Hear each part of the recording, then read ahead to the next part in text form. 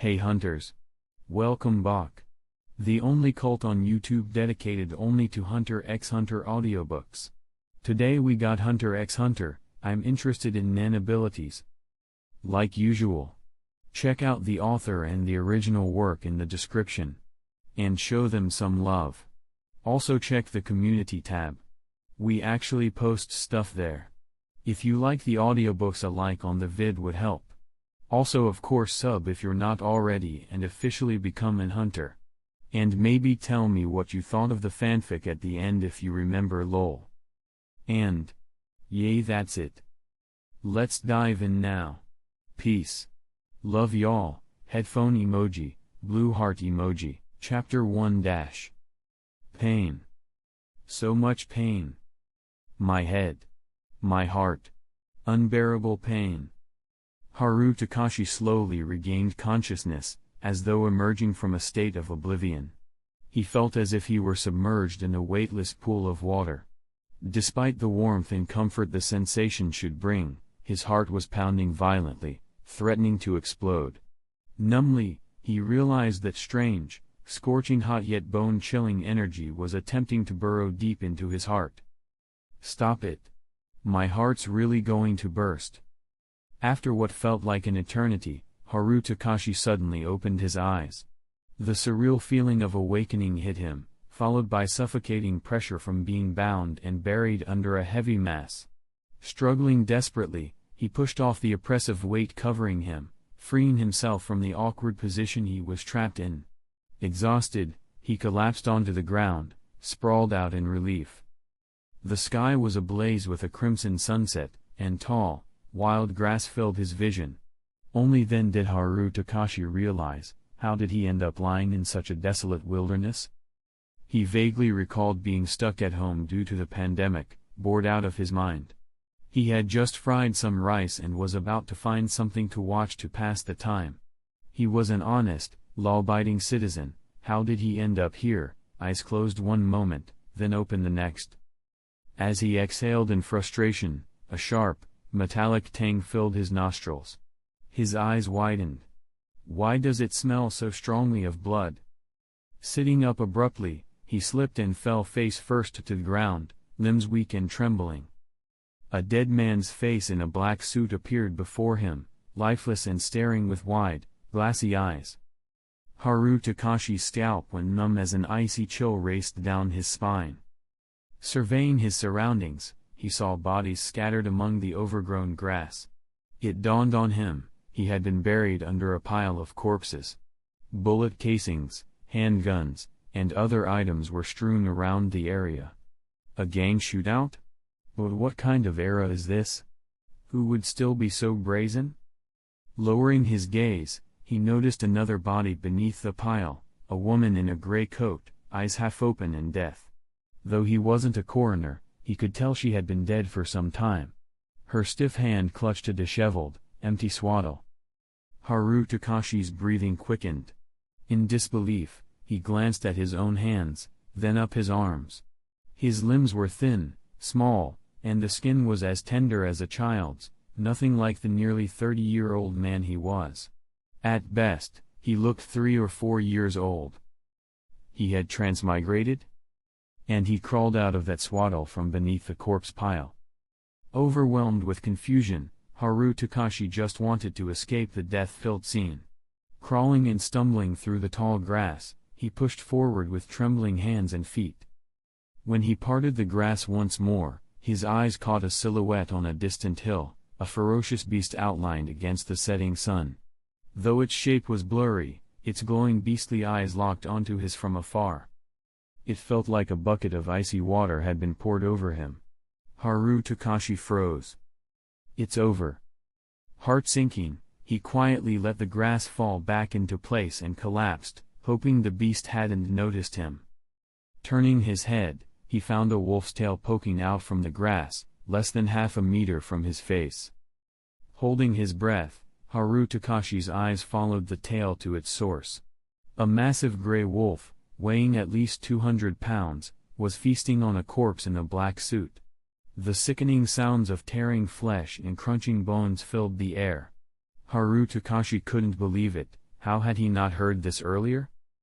Slowly retreating, he kept his eyes on the wolf's back. Suddenly, the wolf stopped. Haru Takashi froze. After scratching its neck with a hind leg, the wolf resumed eating. Haru Takashi exhaled silently and resumed inching backward. Then, he heard the last sound he wanted to hear, rustling grass on either side of him. 2 more wolves emerged, blood dripping from their mouths, their green eyes fixed on him. Can this get any worse? The first wolf, now finished with its meal, turned to him, licking its fangs as if mocking him. It really can. Haru Takashi understood. These wolves had known he was alive all along, they had been toying with their prey. The 3 wolves formed a triangle around him, advancing slowly with threatening growls. Retreating further, Haru Takashi's back hit the original pile of corpses. As the wolves closed in, a survival instinct kicked in. His mind raced for a way out, but every idea seemed absurd. He didn't even know the rules of this new world, and now he was about to become Wolf Chow. Then, in the corner of his eye, he noticed a single strand of soft hair float away from his head. A strange calm settled over him.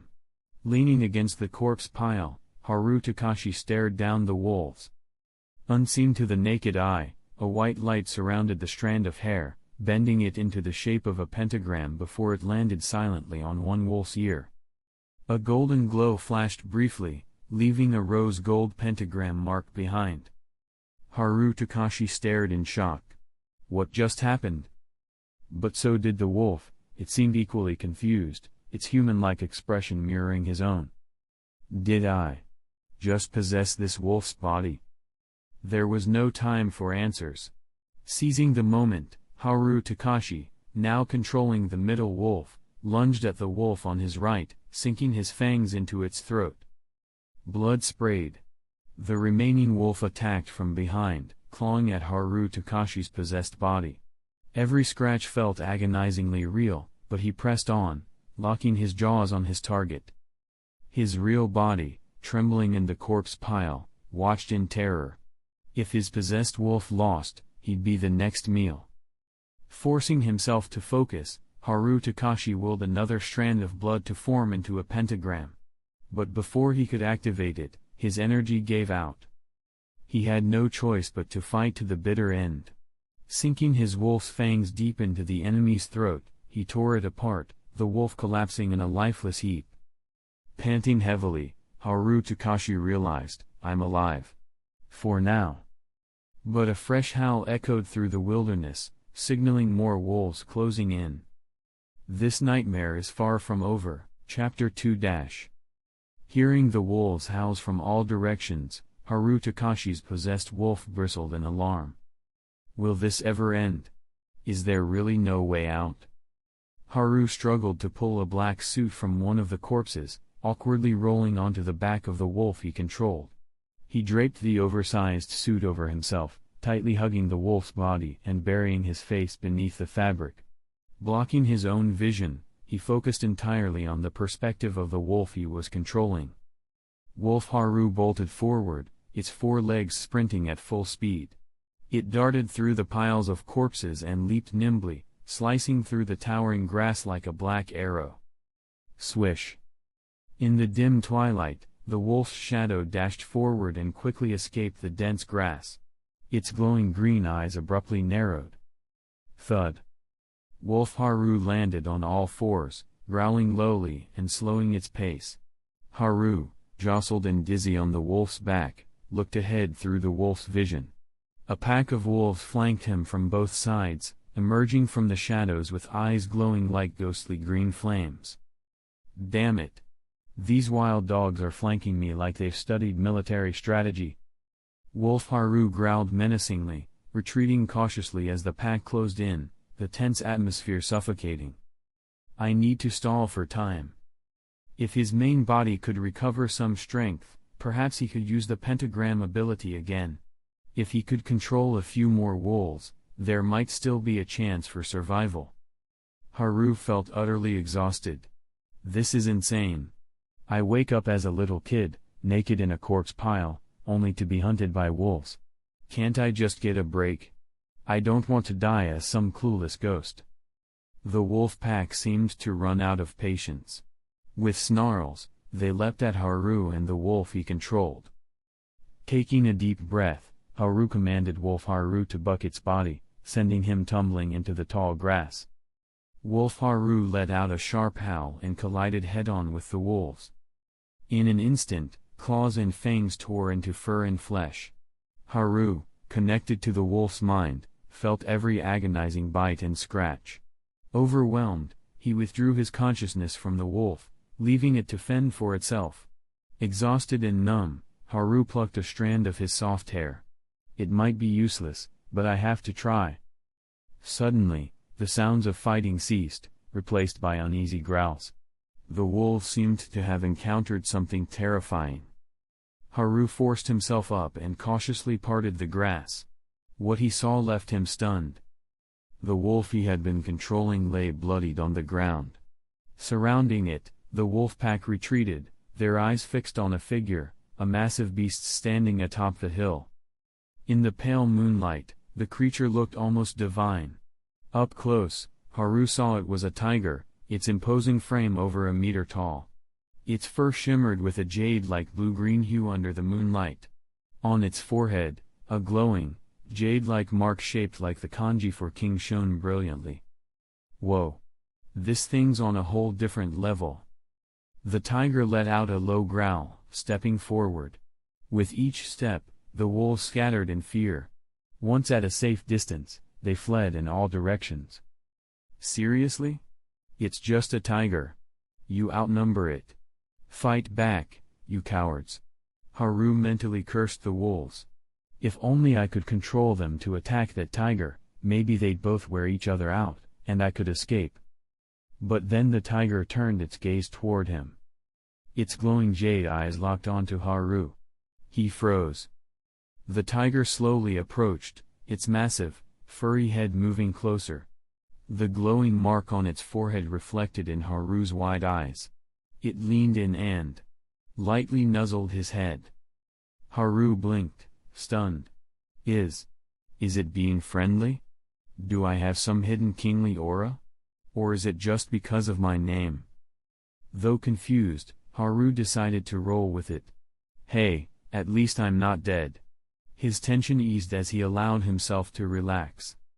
The tiger gently scooped Haru up with its fluffy tail, placing him on its broad back. Close, Haru muttered instinctively. The glowing tiger picked up the discarded suit from the ground and handed it to him. Haru blankly took the suit, slipping his thin arms into the sleeves. Haru glanced at his blood-stained fingers, considering whether to use them to draw another pentagram on the tiger's back. A cold night breeze blew by. Haru tightened the suit around him and abandoned the thought. If it fails, I'll just piss off my new tiger buddy. Not a good idea. Sitting on the tiger's back, Haru looked around at the desolate plain and the pile of corpses. This place is dangerous. I need to get out of here. He gently patted the tiger's back and pointed in the direction of distant water sounds. The glowing tiger strode forward, unhurried. Along the way, Haru noticed a shadow moving stealthily. It was the wolf he had previously controlled. It survived? Haru had released control earlier to avoid the pain. Now the injured wolf was trying to escape. Come here. Haru called out. The wolf stopped mid-run. Its ears twitched where the pentagram mark had been, and an invisible heat spread through its body. Obediently, it turned and trotted back to Haru, wagging its tail. So the pentagram mark consumes the target's energy, not mine. Haru confirmed his ability's unique trait. Time for some tests. As they traveled, Haru experimented with the wolf's movements, noting 3 ways to control it. 1. Full possession. Haru's consciousness fully inhabits the wolf, allowing him to experience its senses directly. 2. Remote control. Haru commands the wolf like a game character, maintaining a clear distinction between his actions and the wolf's. 3. Verbal commands. Haru issues orders the wolf must follow. Roll over, then hop twice, Haru instructed from the tiger's back. The wolf immediately rolled on the ground, then hopped forward twice before resuming its scouting. Satisfied, Haru nodded. Even issuing new commands doesn't overwrite unfinished ones. This is too convenient. Am I invincible? Still, a lingering question gnawed at him. Does this ability work on humans? As he pondered, the wolf sniffed at the ground ahead, discovering something. Switching to full possession mode, Haru saw through its eyes, dried bloodstains leading toward the shore. Inhaling deeply, the wolf's nose caught the scent of the sea. The coast? Haru imagined again chasing someone toward the water. The glowing tiger's graceful movements carried Haru closer to the shoreline. Soon, they reached the beach. Under the moonlight, Haru saw a small, wrecked yacht partially submerged near the shore. Its hull was cracked, seawater flooding the interior. Let's hope no one's on board. Haru patted the tiger's side. Its glowing fur was too conspicuous. The tiger retreated while Haru possessed the wolf to investigate. The wolf leapt onto the yacht, slipping slightly on the wet deck. Inside the ship, the wolf sniffed around. Amidst the chaos and bloodstains, it found a newspaper. Under the moonlight, Haru read the strange, but familiar symbols. No way. This is from HxH. Electricity seemed to course through his mind as realization struck. This world runs on Nen. My pentagram ability must be a type of Nen. Grinning, Haru decided to test his theory. Using the tiger and the wolf, he gathered water and a leaf. Time to see if this is real. Chapter 3 Back in his previous life, Haru, stuck at home and bored out of his mind, had binge-watched countless shows and anime. Naturally, he hadn't skipped over the legendary masterpiece HxH. As such, he remembered the series' world-building and mechanics with surprising clarity. In the HxH world, every living being has life energy flowing within them, known as aura or Nen. Ordinary people are unaware of their Nen, allowing it to dissipate naturally. However, those who can perceive and harness this energy are known as Nen users. Nen abilities are categorized into 6 distinct types. Manipulation, moving the leaf floating on water. Emission, changing the water's color. Enhancement, increasing the water's quantity. Transmutation, altering the water's taste. Conjuration, creating impurities in the water. Specialization, any other changes. Recalling this information, Haru sat upright, focused on the glass of water with the floating leaf. Extending his hands, he prepared for the test. The glowing tiger lay nearby, its front legs crossed. In the dim cabin, its fur shimmered faintly, its glowing patterns fluctuating. It yawned, tilting its head at Haru. Why isn't this cub drinking the water? What's he staring at it for? Unaware of the tiger's musings, Haru concentrated on channeling his aura. Thanks to his earlier use of Nen for his ability, he quickly detected his aura and guided it to his palms, directing it toward the water. Gradually, the leaf floating on the water began to move. Manipulation type. Haru had expected this, so he wasn't particularly surprised. Nen's 6 categories form a cyclic system: manipulation, emission, enhancement, transmutation, conjuration, specialization, manipulation. Generally, abilities in emission, enhancement, and transmutation are straightforward and combat-oriented, be it physical attacks, energy blasts, or elemental alterations. Meanwhile, manipulation, conjuration, and specialization often involve more unique, rule-based abilities. Within the HxH world, seasoned Nen users recognize manipulation abilities as particularly dangerous. Manipulation abilities are all about taking control. Once a manipulator activates their ability on you, it's game over, Haru murmured, examining the rose-gold pentagram mark on the wolf. So, my ability. Let's call it Star Mark for now. But what are the exact conditions for activating it? Haru picked up the leaf and pondered. Just summoning his aura had already left him fatigued. His weak, untrained child's body had an embarrassingly low aura capacity. No wonder using his ability earlier had wiped him out. Turning to the wolf he controlled, Haru stared at the small, rose-gold pentagram on its ear. What if I wanted to remove the mark? Reaching out, Haru tapped the mark with his finger. The pentagram instantly dissolved. Yip. The freed wolf yelped in panic, but a low growl from the tiger silenced it. The glowing tiger circled around Haru, pinning the struggling wolf with a heavy paw. The tiger's sheer size, over 1.5 meters tall at the shoulder, made the injured wolf seem utterly insignificant. Thanks, tiger buddy. Haru patted the wolf's head. Relax, just a quick test. With his limited aura, Haru needed to make his experiments as efficient as possible. He placed a loose suit jacket over the wolf, plucked a strand of his hair, and attempted to form another pentagram over the jacket's surface. The attempt failed. Haru immediately realized that the failure wasn't due to a lack of aura but because the activation conditions hadn't been met. Removing the jacket, he tried again, pressing the pentagram-shaped strand directly onto the wolf's fur without letting it touch the skin. Once again, the ability failed. So, the pentagram needs to be directly on the target's skin? Haru speculated. It also needs to be a precise shape and infused with my aura. 3 conditions, no exceptions. Exhausted, hungry, and thirsty, Haru decided to pause. He downed the glass of water and asked the tiger to keep holding the wolf down. Exploring the ship, Haru found emergency food supplies, biscuits, bread, chocolate, and even small cakes. He also located some clothing, cutting the sleeves and legs to fit his small frame. Tying the pants with a rope, he finally felt somewhat presentable. Hey, tiger, want some? Haru waved a cake in front of the tiger's nose.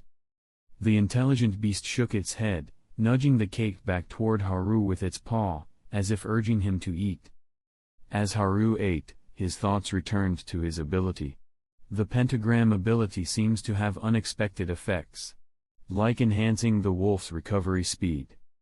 Curious, Haru dipped his finger into the wolf's blood and drew another pentagram on its exposed belly. This time, he didn't infuse it with aura until after finishing the drawing. The pentagram activated successfully, glowing rose gold on the wolf's skin. Interesting. The mark can be pre-drawn and activated later. Satisfied, Haru turned his attention to the wolf's earlier injuries. Under the pentagram's influence, the wolf's wounds began to heal visibly. This ability doubles as a regeneration buff? Grinning, Haru repeated the process on himself, using his own blood to draw a pentagram on the back of his neck. As he activated it, he felt a surge of vitality. Perfect. Not only do I have enhanced healing now, but I've also protected myself from being manipulated by others. This is amazing. Just as he was basking in excitement, a gunshot echoed through the night, shattering the silence. Bang. Comment. The sharp sound jolted Haru. Fear gripped him as he realized, there are still others alive nearby. At the same moment, an eerie sensation, both hot and cold, pierced his heart. His vision blurred, and he collapsed toward the glowing tiger. Chapter 4 - Let's rewind time just a little. About a kilometer from the wrecked yacht where Haru was hiding, a fierce battle between 2 men in black suits was coming to an end. Both combatants were exhausted, their surroundings littered with damage. One man knelt on the ground, his body battered and broken, coughing up blood. His disbelief was evident as he gasped, "How? How do you still have Nen? You should have been completely drained." The other man raised his gun, his face expressionless. "Why would I explain my ability to a dead man?" Bang! A flash of fire erupted from the gun, and the kneeling man's head exploded in a mist of blood. His lifeless body slumped to the ground, his expression frozen in disbelief. The gunshot echoed through the night.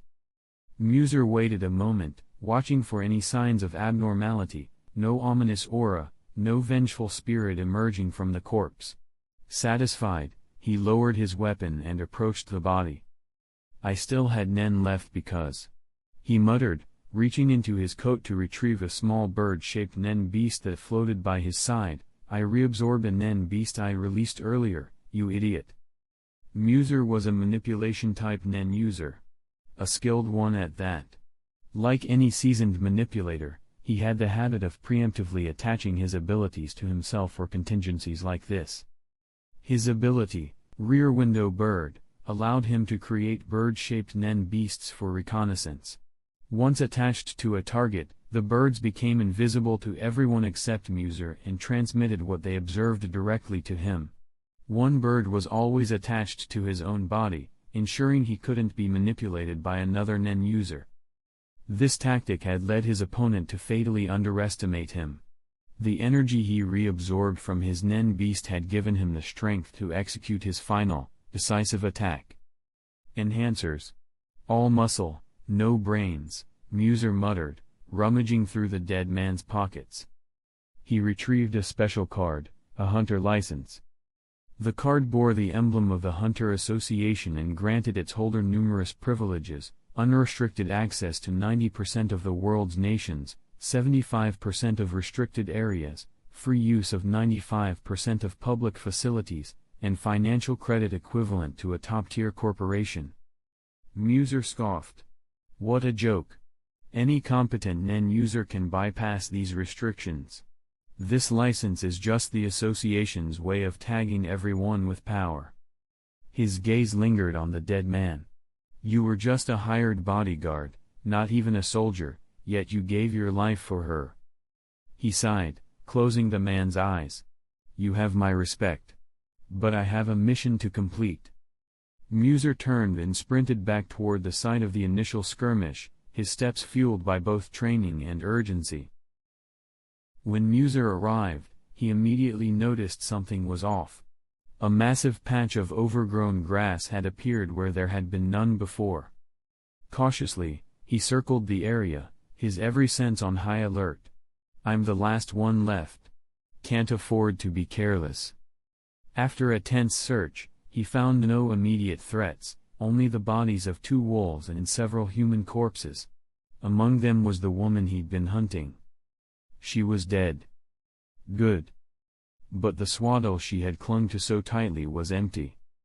The child was gone. Muser's frustration mounted as he searched the bodies repeatedly, finding no trace of the missing boy. Did someone else take him? Weighing his options, he decided to find a secure location to treat his injuries and report back to his employer. With no energy to spare for corpse disposal, he began heading toward the wrecked yacht. Find that brat, a stern, authoritative voice commanded through the phone. The mother and her child have disgraced the royal family. Eliminate them both. If necessary, reveal your identity. I will handle any diplomatic fallout. Yes, sir, Muser replied, ending the call. Pocketing his phone, he approached the yacht, deftly scaling the rocky shore and landing on the deck with a soft thud. Entering the cabin, Muser's sharp instincts immediately detected something amiss. His foot had landed on a fresh twig, a completely out-of-place object aboard a shipwreck. Someone's been here. With his enhanced vision from Rear Window Bird, he scanned the surroundings. The faint moonlight illuminated the cabin, revealing traces of blood, crumbs from snacks, and an empty glass. Water divination. Someone used Nen here. His suspicion solidified, there was a Nen user hiding on the yacht. Raising his gun, he crept through the corridors, his every step deliberate and silent. Turning a corner, he spotted a box at the end of the hall. Someone was hiding behind it. Come out, Muser demanded, his voice cold. He approached cautiously, gun trained on the box. Just as he was about to step around it, a gust of wind brushed past his neck, a powerful, unseen force. Muser rolled instinctively, dodging what turned out to be a glowing tiger lunging at him. A phantom moon tiger? He fired without hesitation. Bang! The bullet struck the tiger's eye, blowing out the side of its head. But his second shot missed. The wounded tiger roared in rage and tackled Muser, pinning him to the ground with its massive body. Damn it! Do I recall my nen beast or risk it all? Before he could decide, a figure leaped from behind the box. Haru slammed his palm, marked with a pre-drawn pentagram, onto Muser's temple. Got you, Haru exclaimed. But nothing happened. Muser's eyes widened in realization. He's a manipulator too. Both combatants froze, their thoughts racing. The tiger roared again, pressing harder against Muser. Its fangs inched closer to his head. Muser made his decision. With a swift mental command, he released the rear window bird attached to himself, regaining the stored energy. With renewed strength, he shoved the tiger aside, elbowing its jaw. At the same time, he raised his gun and fired at Haru. Bang! The bullet tore through Haru's neck, sending him flying backward. Blood sprayed across the walls as he crumpled to the ground, clutching his wound. Just a kid, Muser muttered, finally catching his breath. But in his relief, he failed to notice the faint green glow of a wolf's eyes peering from a nearby room. Haru's controlled wolf, Wolf Haru watched silently, its gaze locked on Muser. A moment later, the pentagram drawn on Muser's temple shimmered, transforming into a rose gold star. Manipulation successful, Chapter 5 - It was as if the movie screen had gone dark for a moment before flickering back to life. When Muser's consciousness returned, he found himself no longer pinned to the floor by the phantom moon tiger. Instead, he was standing upright, nose pressed against the wall as if being punished. There was a gap in his memory. I've been controlled. By that kid? But how was that possible? He distinctly remembered shooting the child through the neck, a wound that should have quickly incapacitated him. Could it really have been that kid? If so, he not only overcame the pain of a bullet tearing through his neck but also activated his manipulation ability and marked me with it.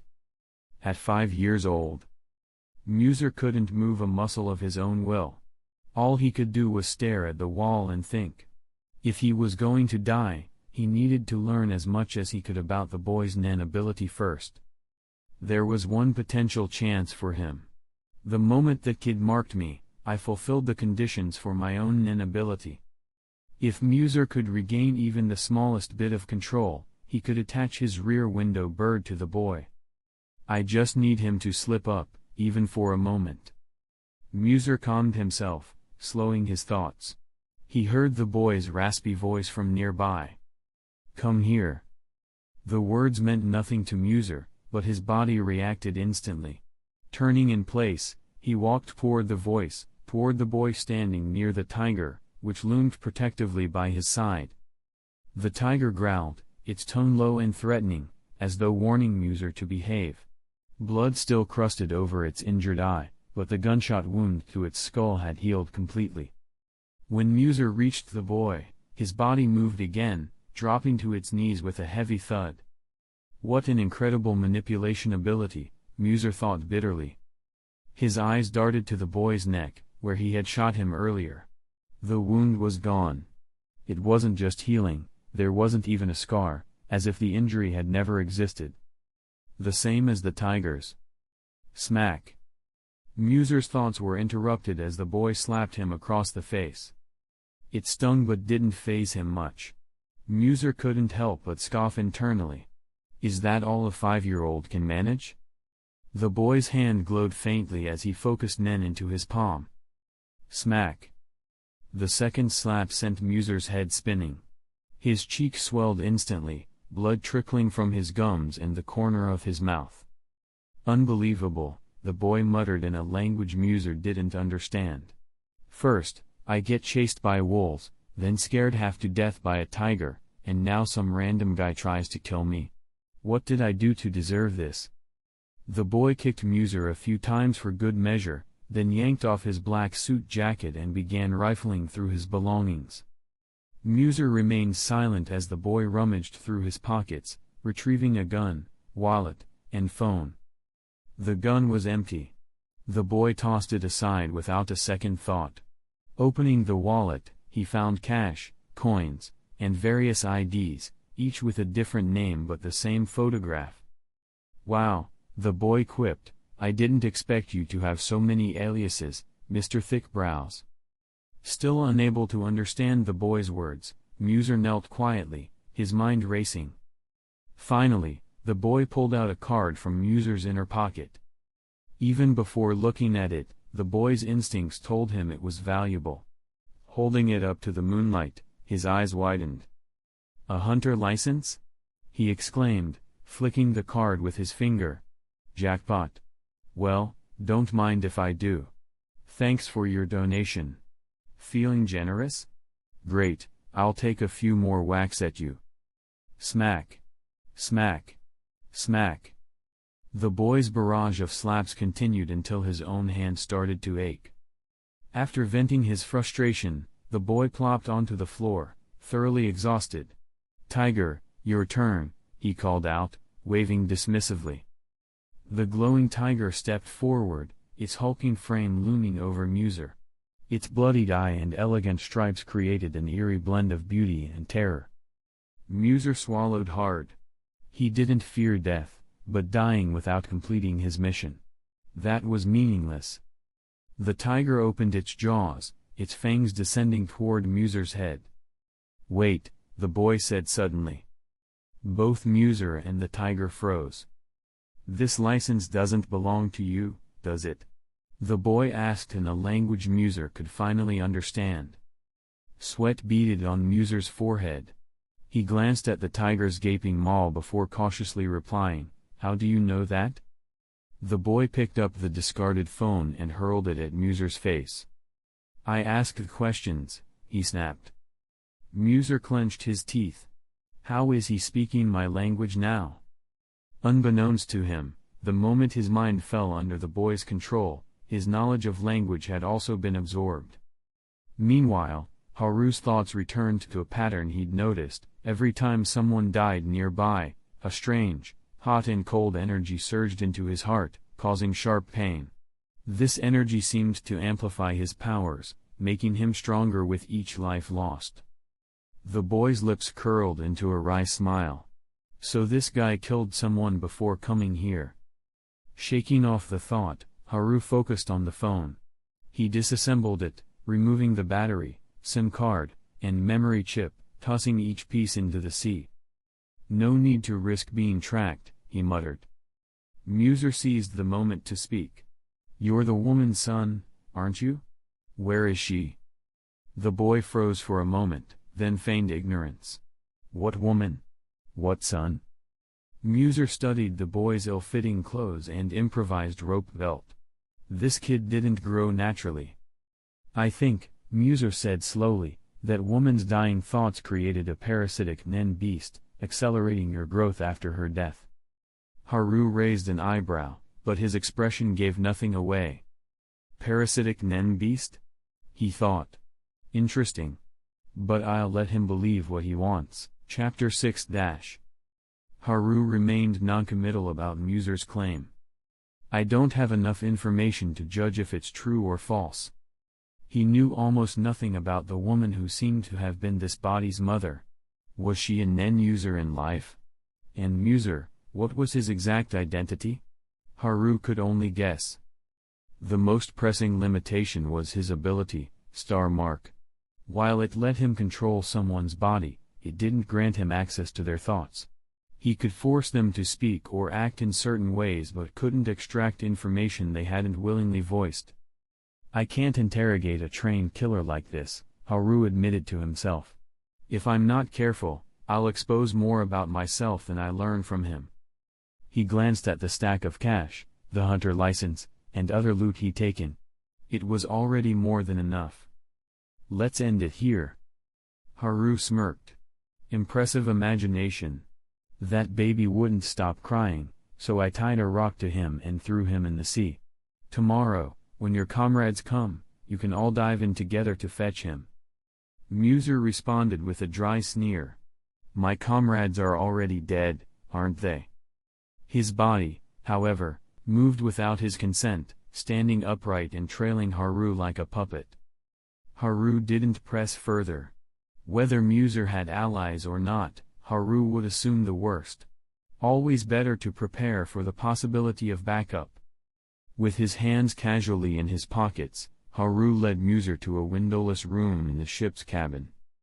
In you go, Haru commanded. Don't come out unless I say so. Muser stepped inside, once again marveling at Haru's Nen ability. He can completely override my consciousness or leave it intact and issue commands. This manipulation ability is frighteningly versatile. Sitting cross-legged on the floor, Muser stared at the closing door. There must be a restriction or condition tied to such a perfect ability. When the door shut, the room went silent except for the distant sound of waves crashing outside. I can move again? Muser murmured, noticing his regained autonomy. So, he used the third method, remote control. His ability is even more polished than I thought. But Muser smirked. Unfortunately for you, I'm also a manipulator. When you touched me, you fulfilled the conditions for my ability as well. He raised his hand toward the door, murmuring, "Rear window bird." Meanwhile, Haru walked down the hallway, frowning. How do I kill this guy?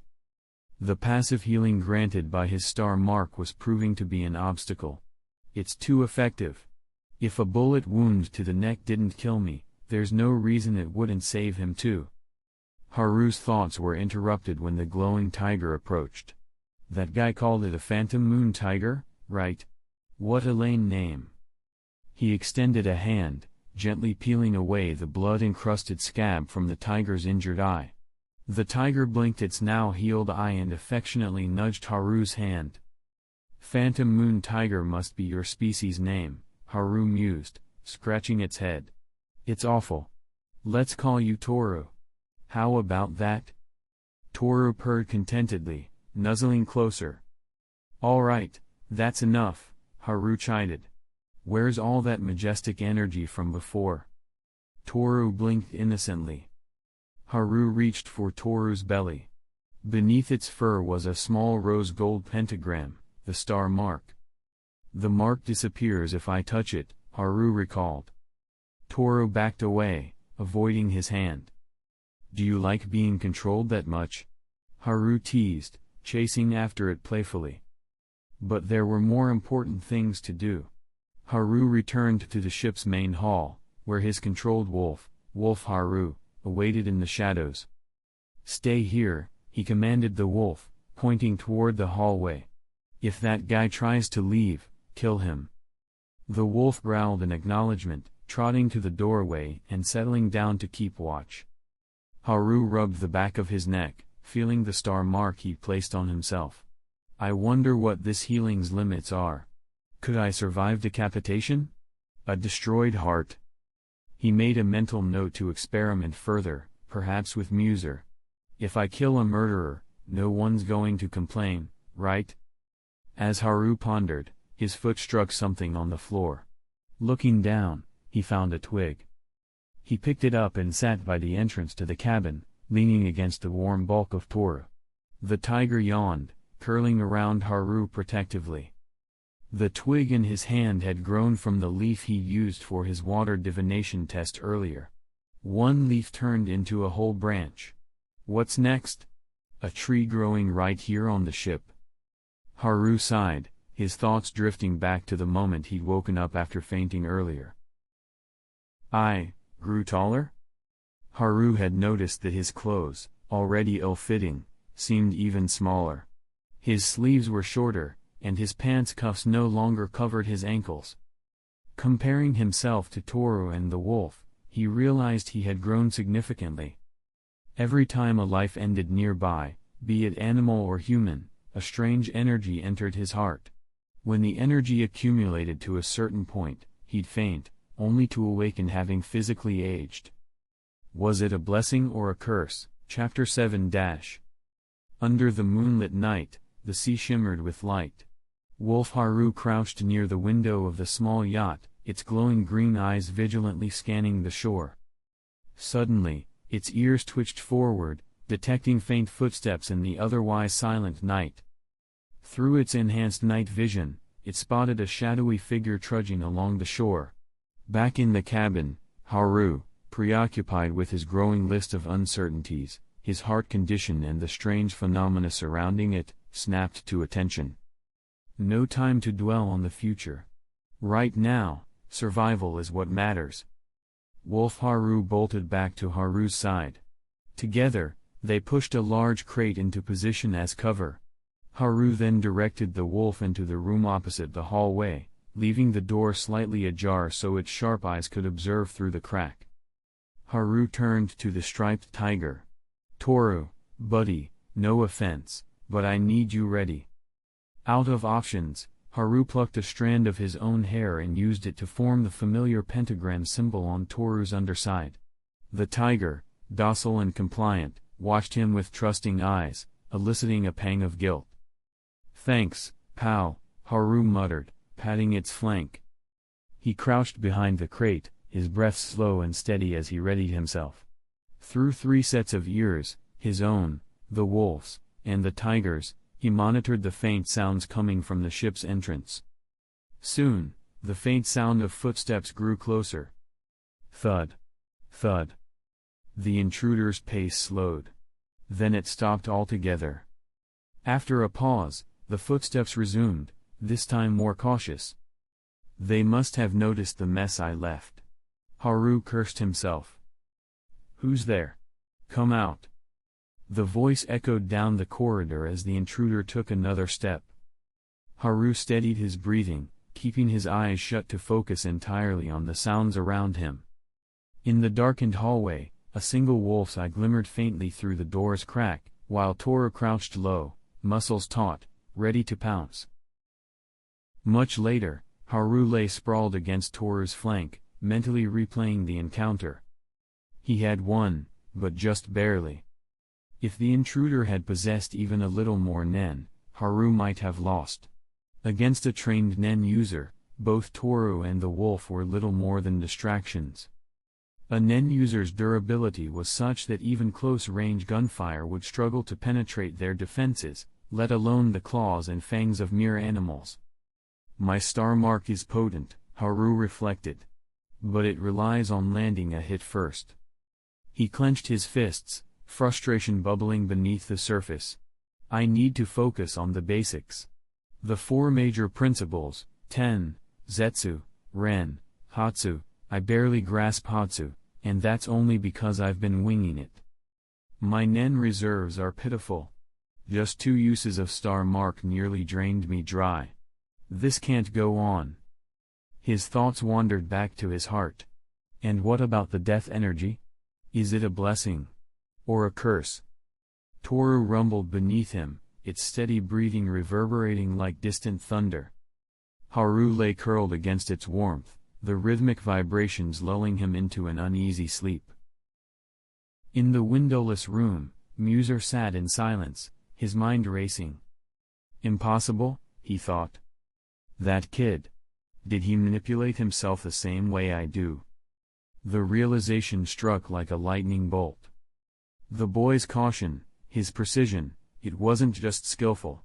It was the work of someone with a veteran's instinct. He fights as though he's seen countless Nen battles. But how could a 5-year-old have such experience? Muser shook his head. No. It's not possible. He thought back to his earlier theory, that the boy's growth was accelerated by a parasitic Nen beast left behind by the boy's mother. But even that explanation fell apart. How would an infant know how to speak? To think critically? To wield Nen with such precision? Muser laughed bitterly. He's no ordinary child. And now? He glanced at his hand.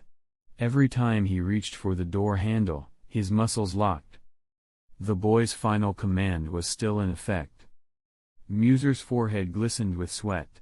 His life now rested entirely in the hands of that boy. There's only one way out, he realized, his expression hardening. From the hidden compartment in his shoe, he retrieved a small, disassembled firearm. With practiced efficiency, he assembled the weapon, loading a single bullet into the chamber. Standing tall, Muser turned to face the north, toward Kakin. "Forgive me, Prince Benjamin," he whispered. "I leave the rest to you." He raised the gun to his temple. Bang! The muffled gunshot echoed through the ship. Toru immediately snapped awake, its head lifting sharply. The tiger nudged Haru, who was still half asleep against its side. "Cut it out," Haru mumbled, swatting at Toru's paw. But the tiger persisted, gently but firmly pushing Haru until he groggily sat up. "What?" Haru rubbed his eyes, the remnants of sleep slipping away. "Was that a gunshot?" He frowned, focusing his thoughts. The star mark on Muser had entered a dormant state, a detail that didn't sit well with Haru. Did I lose control? Or... He shifted his perspective to the wolf first-person view. Wolf Haru blinked, its night vision adapting to the dimly lit hallway. The door to Muser's room remained shut. But the wolf hadn't reacted to the gunshot. Haru groaned internally. "Of course. I told it to kill him only if he tried to leave. I didn't account for." The wolf pushed open the door with its paws, stepping into the room. The smell of blood hit immediately. Muser lay crumpled in a pool of red, a tiny handgun still clutched in his hand. Wolf Haru tilted its head, curious. The bullet hole in Muser's left temple told the rest of the story. Chapter 8-. There is no such thing as an invincible Nen ability. Haru stared at the lifeless body of Muser in the cabin. His eyes lingered on the left temple, where a bullet had obliterated the once bright golden star mark, leaving behind no trace. The mark vanishes completely upon destruction. Just like when I remove it manually. Haru crouched to examine the wound closely. The edges were jagged, the skin torn, but there was no sign of the mark regenerating or healing. The warmth had left Muser's body. His lifeless state was undeniable. Haru recalled the moment of the gunshot, the brief but unmistakable sensation of death energy surging into his heart. How many more of these surges can my heart handle before it fails again? And when it does, how much will my body age this time? Brushing away these unsettling thoughts, Haru refocused. The star mark triggers automatic healing when the target is injured, utilizing their life force or something deeper, he muttered. But when the mark is destroyed, its effects end entirely. Along with the healing. He stood, realization dawning. Killing someone under my control is as simple as targeting the mark directly. Yet he quickly identified the flaw in this strategy. If I place the mark on a non-vital area, like their palm, destroying it won't kill them, it'll only cancel my control and stop their healing. Worse, it might leave an opening for them to strike back. Haru sighed, pushing his thoughts aside as he waved Toru into the room. The tiger obediently approached, carefully gripping Muser's lifeless body in its jaws. "Thanks, buddy. You're the real MVP," Haru muttered, leading the way out of the cabin. Trailing behind, Wolf Haru followed diligently, sweeping its tail across the bloodstains to obscure their tracks. The early morning sky began to brighten as they stepped onto the ship's deck. A gentle breeze carried the scent of saltwater, blending with the faint metallic tang of blood. "Hold on a second," Haru said, stopping Toru mid-motion as it prepared to drop Muser's body overboard. The tiger paused, its tail swishing questioningly. Haru tied a heavy object to Muser's body using the rope he'd scavenged. "All right, now let's send him off." Toru tilted its head, then complied, releasing the weighted body into the sea. The splash broke the tranquil surface, and within moments, the waves smoothed over, leaving no trace. Leaning against the ship's railing, Haru watched the ripples fade. He marveled at his own composure. "I just disposed of a corpse like it's a regular chore. Am I becoming too good at this? He turned back to the cabin, shaking off the thought. Once inside, Haru began gathering supplies for his departure. Let's see. Rope, fuel, a few lighters, a big cloth. Ah, and a kitchen knife. Toru, help me reach that shelf, will you? The tiger lifted Haru effortlessly, allowing him to grab the knife and other essentials. Perfect. Water, some leftover rations. Not much, but enough. Haru and his companions scoured the ship one last time. With Toru acting as a makeshift pack mule, they gathered everything they could carry. Finally, Haru stepped into the bathroom to freshen up. Using the sink, he splashed water on his face and brushed his teeth. Staring at his reflection, he couldn't help but chuckle. Let's go. Time to see what's out there. Haru perched atop Toru's back as they left the ship and climbed onto the shore. Let's head that way, he directed, pointing toward the spot where he'd first awoken.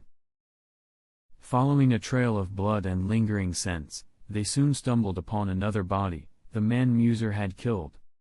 The corpse lay crumpled on the ground, surrounded by a flock of cawing crows. The birds scattered as Haru and his companions approached. Friend or foe, I wonder? Haru mused aloud, examining the body. Though he couldn't determine the man's identity, he guessed this must have been the original owner of the hunter license now in his possession. Wolf Haru, grab this one, he ordered. The wolf dragged the body onto its back.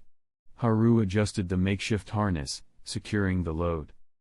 All right, back to the clearing. Returning to the clearing where he had awoken, Haru set to work dismantling the overgrown grass that had sprung up overnight. Using a kitchen knife, he hacked at the towering stalks, while Wolf Haru hauled away the uprooted plants. Toru, ever dependable, used its claws to cut through the tougher patches. By the time they finished, the area was almost unrecognizable. Burn it, Haru commanded. Dousing the dry grass with fuel, he struck a lighter and tossed it onto the pile. Flames roared to life, consuming the evidence of their struggle. As the fire crackled, Haru turned to his companions. Let's give them a proper send-off. Digging 2 graves proved more arduous than Haru expected, even with Toru and Wolf Haru assisting. The first grave was for the man Haru presumed to be a hunter. After laying him to rest, Haru moved on to the second, a deeper, more secluded pit for the woman he believed to be his mother. When it was done, Haru knelt before the filled grave. Calling you my mother. Feels a bit much, he admitted. But a godmother? That works. He bowed his head, knocking it against the ground 3 times in a solemn gesture. Rest easy. The sun had risen by the time Haru mounted Toru's back once more. The tiger adjusted its load, and Wolf Haru trotted faithfully beside them. As the trio set off toward the horizon, Haru glanced back one final time. Goodbye, he murmured, turning his gaze forward. And with that, they disappeared into the forest. Chapter 9 All right. Between the palms of the 5-year-old boy, an invisible white glow began to gather. The glow, like flowing water, spread from his hands to his thin arms, shoulders, torso, legs, feet, and finally enveloped his head. This glow was, of course, aura, the life energy present in all living beings. As the boy focused, sensing its presence became clearer, giving the illusion of the energy physically manifesting around him. Every human possesses aura, but ordinary people allow it to dissipate unconsciously. The first step in learning Nen is to prevent this loss by concentrating and solidifying the aura around one's body, a technique called Ten, one of the 4 major fundamentals of Nen. Ten, which means to wrap, aptly describes the act of surrounding one's body with aura. Haru estimated that it took him about a minute to master Ten. Given his familiarity with Nen abilities, he figured that was a decent start, though not particularly fast. He glanced up. The midday sun was scorching. This was his first day experiencing daylight in the HxH world, and it was unexpectedly hot. Judging from the newspaper he found on the ship yesterday, dated late November, it seemed likely he was in a tropical region, possibly somewhere south of the Kakin Kingdom.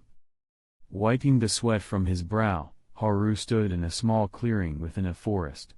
Nearby, Toru, the moon-white tiger without any visible stripes, lay on the ground, watching him intently. Perhaps out of feline curiosity, the tiger seemed puzzled by what Haru was doing. As for the wolf, Haru had sent it out to patrol. He'd spent half a day riding Toru without encountering any towns, villages, or even a single person. Either the region was vast, or he was hopelessly lost. Deciding not to waste energy on aimless wandering, Haru set traps using crumbs from his remaining rations to bait birds. He placed these traps at various points and ordered the wolf to patrol between them. If the wolf found a trapped bird, it was to scratch itself lightly with its claws. The star mark on the wolf would immediately activate upon detecting an injury, healing it instantly. This activation would also send a signal to Haru, alerting him to the capture. With that arranged, Haru focused on his nen training.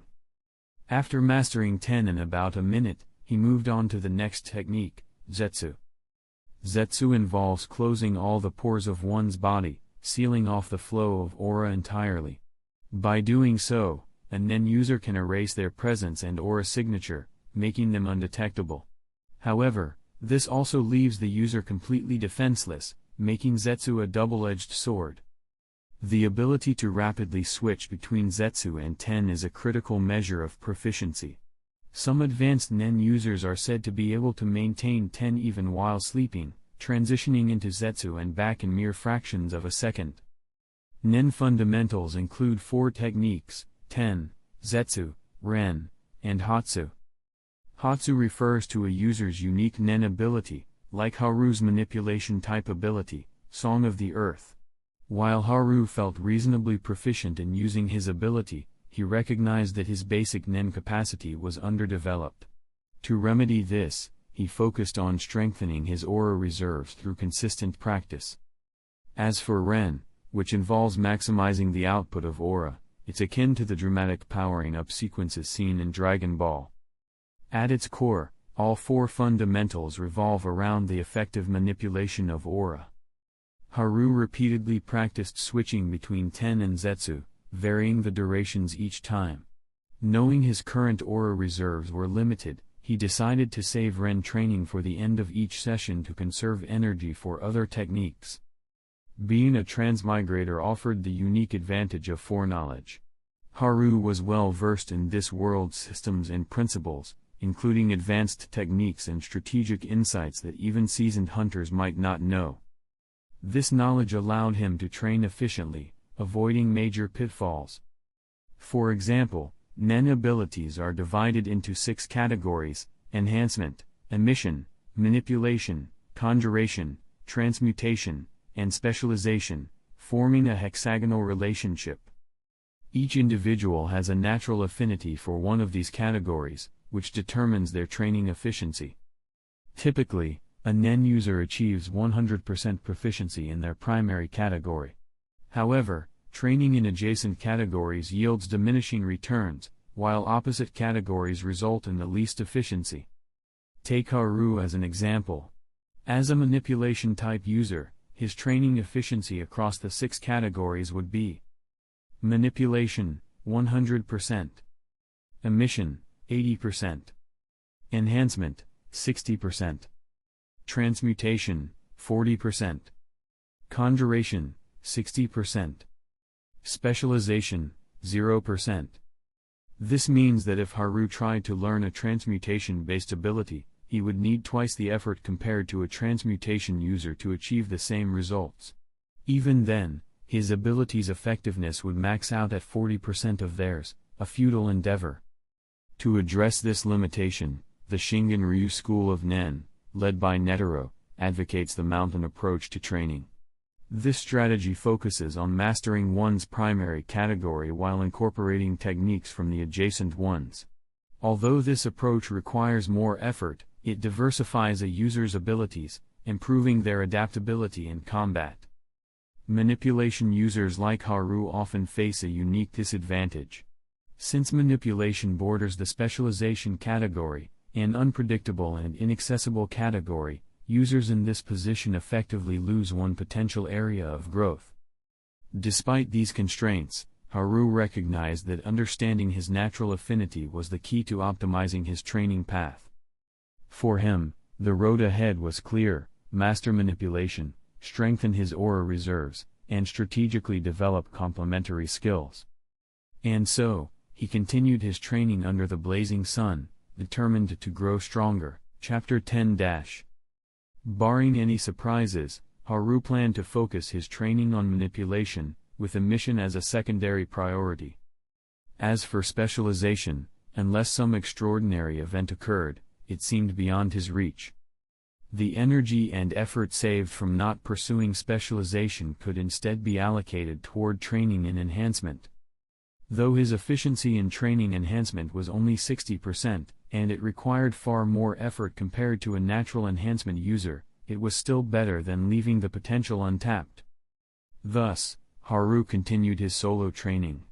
He alternated between ten, enveloping his body in aura, and zetsu, closing his aura nodes entirely. These drills improved his proficiency and felt relatively simple to grasp.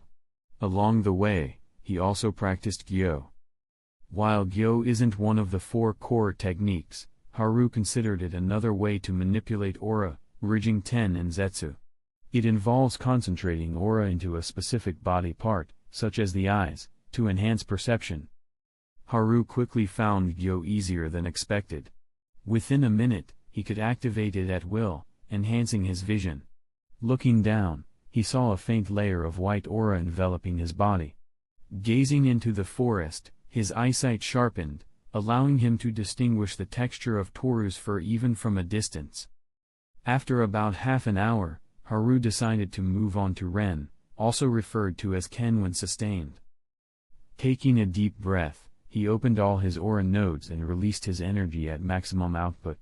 This surge of aura is Ren. Sustaining this state is known as Ken. Gritting his teeth, Haru held the state as long as he could.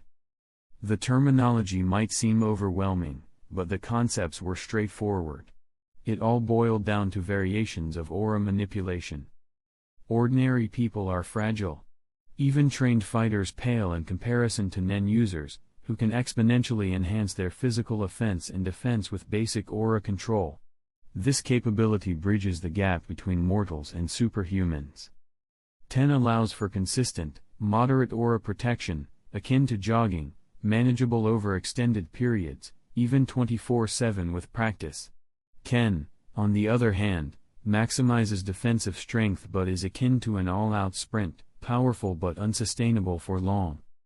According to Biscuit Kruger, a veteran Nen master, sustaining Ken for at least 30 minutes is the baseline for survival in serious battles.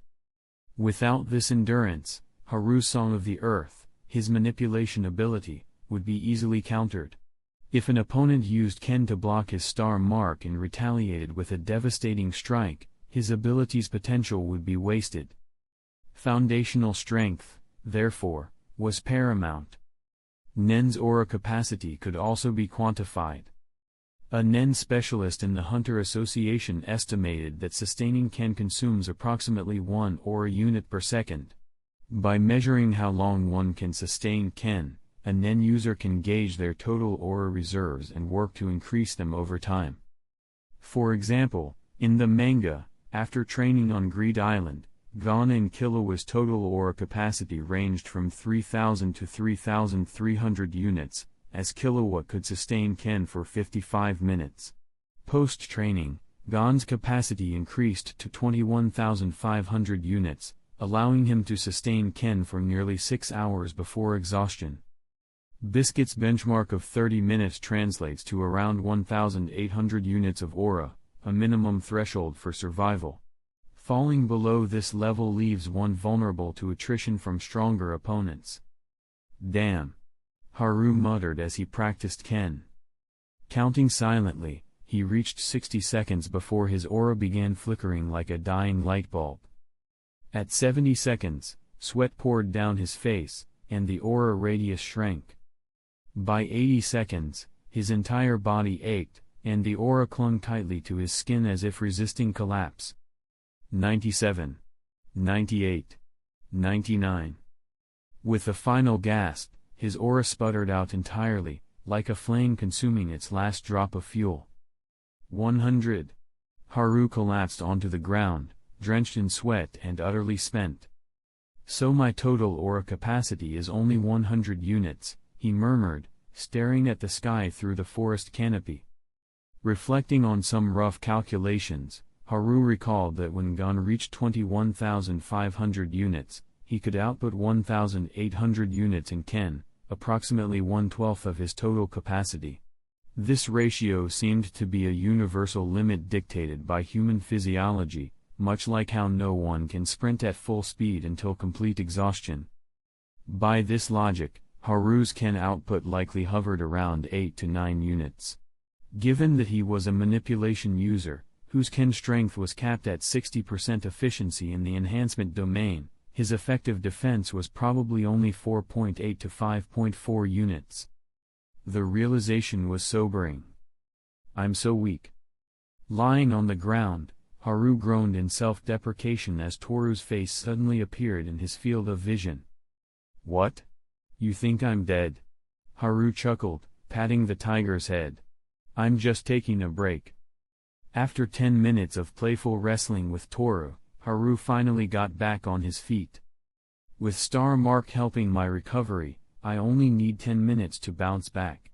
Without it, who knows how long I'd need after just 2 minutes of Ren, he sighed. Man, it'd be nice to have Biscuit's cookie assistant, that Nen ability is a training godsend. Star Mark could heal injuries and provide some stamina recovery, but Biscuit's massage-based ability specialized in restoring energy and dispelling fatigue. Anyway, Haru resolved, let's set a small goal, raise my total aura capacity to 1,000 units first. Taking another deep breath, he unleashed his aura and began training again. Meanwhile, in the Kaken Kingdom's royal palace, First Prince Benjamin Hoei Guoru studied a newly appeared 5-pointed star on his palm. This marked the death of his operative, Musser, the night before. After a long silence, Benjamin picked up the phone. Summon Baby Mina. Hey hunters. A little stop. This is your reminder that breaks are important. Unless you're Killua. Anyway. Did you know, the Zodiac 12 are inspired by the Chinese zodiac, but not perfectly. Some members are based loosely on traits of their animals, but Togashi admitted he chose personalities more for contrast than accuracy. Okay. Let's keep going. Chapter 11. A marble-sized orb of aura separated from Haru's fingertip, floating gently in the air like a miniature energy sphere. Mastering basic techniques like Ten, Zetsu, and Gyo had come naturally to him, but practicing emission techniques was a different story. It took Haru a solid 10 minutes to release this tiny orb of aura. Emission, as the name implies, involves projecting aura outside the body for offensive or practical purposes. Only natural emission users could maintain 100% power in these techniques. As a manipulation user, Haru's proficiency in emission techniques capped at 80%. This limitation likely explained the added difficulty he faced while training. Moreover, the practical results were underwhelming. Haru flicked his finger lazily, tossing the small orb of aura toward a tree. The aura orb floated in a wobbly arc, traveling about 10 meters before dissipating harmlessly. Disappointed but determined, he tried again, repeating the process multiple times over half an hour. Just as he was about to give up, Haru had a sudden thought. Let's try this. Haru adjusted his posture, forming a loose slingshot with his thumb and forefinger. The aura orb hovered, trembling slightly, as if caught in an invisible sling. Taking careful aim, Haru pulled back with his mind, focusing on a tree trunk about 20 meters away. After a brief charge, he released. Whiz. The aura orb shot forward like a bullet, slamming into the tree with a loud bang. A hand-sized crater appeared on the trunk, with a deeper, circular hole at its center. Success. Haru grinned, pleased with the result. This improvement came not from raw talent but from his deep understanding of Nen principles. Haru had purposefully added a restriction to his technique. He remembered how Gon's rock-paper-scissors ability gained power from a self-imposed limitation. Gon believed he needed to shout the technique's name and perform the associated gesture to maximize its impact. These self-imposed rules, whether deliberate or subconscious, enhanced a Nen ability's potential. According to Izunavi, Kurapika's teacher, these vows and restrictions function like multipliers in Nen. Regular techniques scale linearly with aura investment, but adding strict limitations introduces an exponential boost. Of course, breaking such vows often results in severe backlash. Haru didn't swear any binding oath, but by mimicking the mechanics of vows, deliberately limiting himself to a slingshot gesture and a brief charging period, he achieved noticeable improvements in power. Despite the enhancements, Haru knew his emission-based attacks were still weaker than those of a natural emission user. Let's go again. Haru excitedly created another aura orb, pulled it into the slingshot position, and aimed at a leaf on a tree branch. Snap. The aura orb shot out, grazing the leaf before it fell to the ground. The reduced charging time weakened the attack, but Haru didn't mind. This is practically foolproof. Developing Nen abilities is easier than I thought. Just as he prepared for another shot, exhaustion crept in. Haru felt his aura reserves running dangerously low. Damn, my aura pool is tiny, he muttered, collapsing to the ground. While resting, Haru absent-mindedly plucked a strand of hair and infused it with the remnants of his aura. Using Song of the Earth, he manipulated the hair, floating it in front of him. The aura-imbued hair twisted and turned effortlessly, forming a star, crescent moon, and even a dancing stick figure. Despite struggling with precise aura shapes, Haru's manipulation ability compensated, allowing him near-flawless control over the hair's movements. Satisfied with his progress, Haru's stomach growled loudly. He rummaged through Toru's supply pack, pulling out some rations and water. "Hey, Toru, you haven't eaten yet, have you?" Haru asked between bites of dry bread and biscuits, washing them down with water. Pointing to the forest, he added, "Go hunt something. I doubt these scraps would even fill your tooth gap." Toru hesitated, growling softly in concern. "Don't worry about me. I'm a superhuman now," Haru laughed, demonstrating his power by launching a small aura orb that exploded into a shallow crater nearby. "See? Nothing to worry about. Go on, hurry back." Reluctantly, Toru nudged Haru with its head before bounding into the dense forest. With his belly full, Haru planned to resume training. However, the fatigue from earlier coupled with his recent meal made him drowsy. "Come on, Haru. Don't be lazy now," he chided himself. Lying flat on the ground, he gave himself a direct order. "Get up. 10 sets of 10, Zetsu, Gyo, and Ren. End with Ken until your aura's gone." As the words left his mouth, the golden 5-pointed star on the back of his neck flared to life.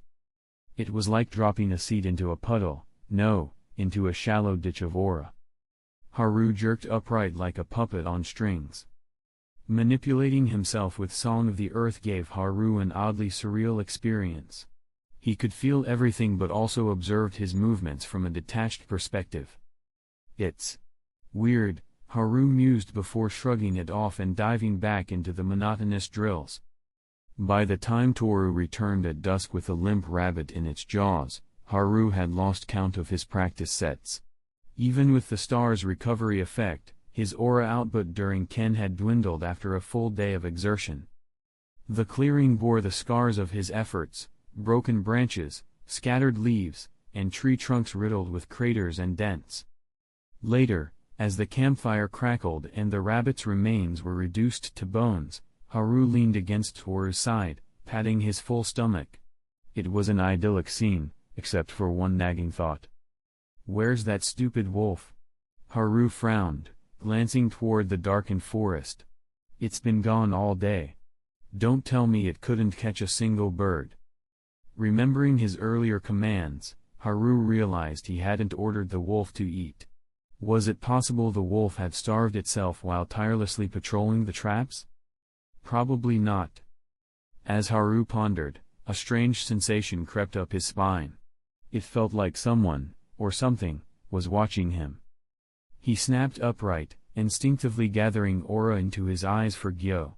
Peering into the shadows, he saw a faint silhouette, a pale, childlike figure silently observing him.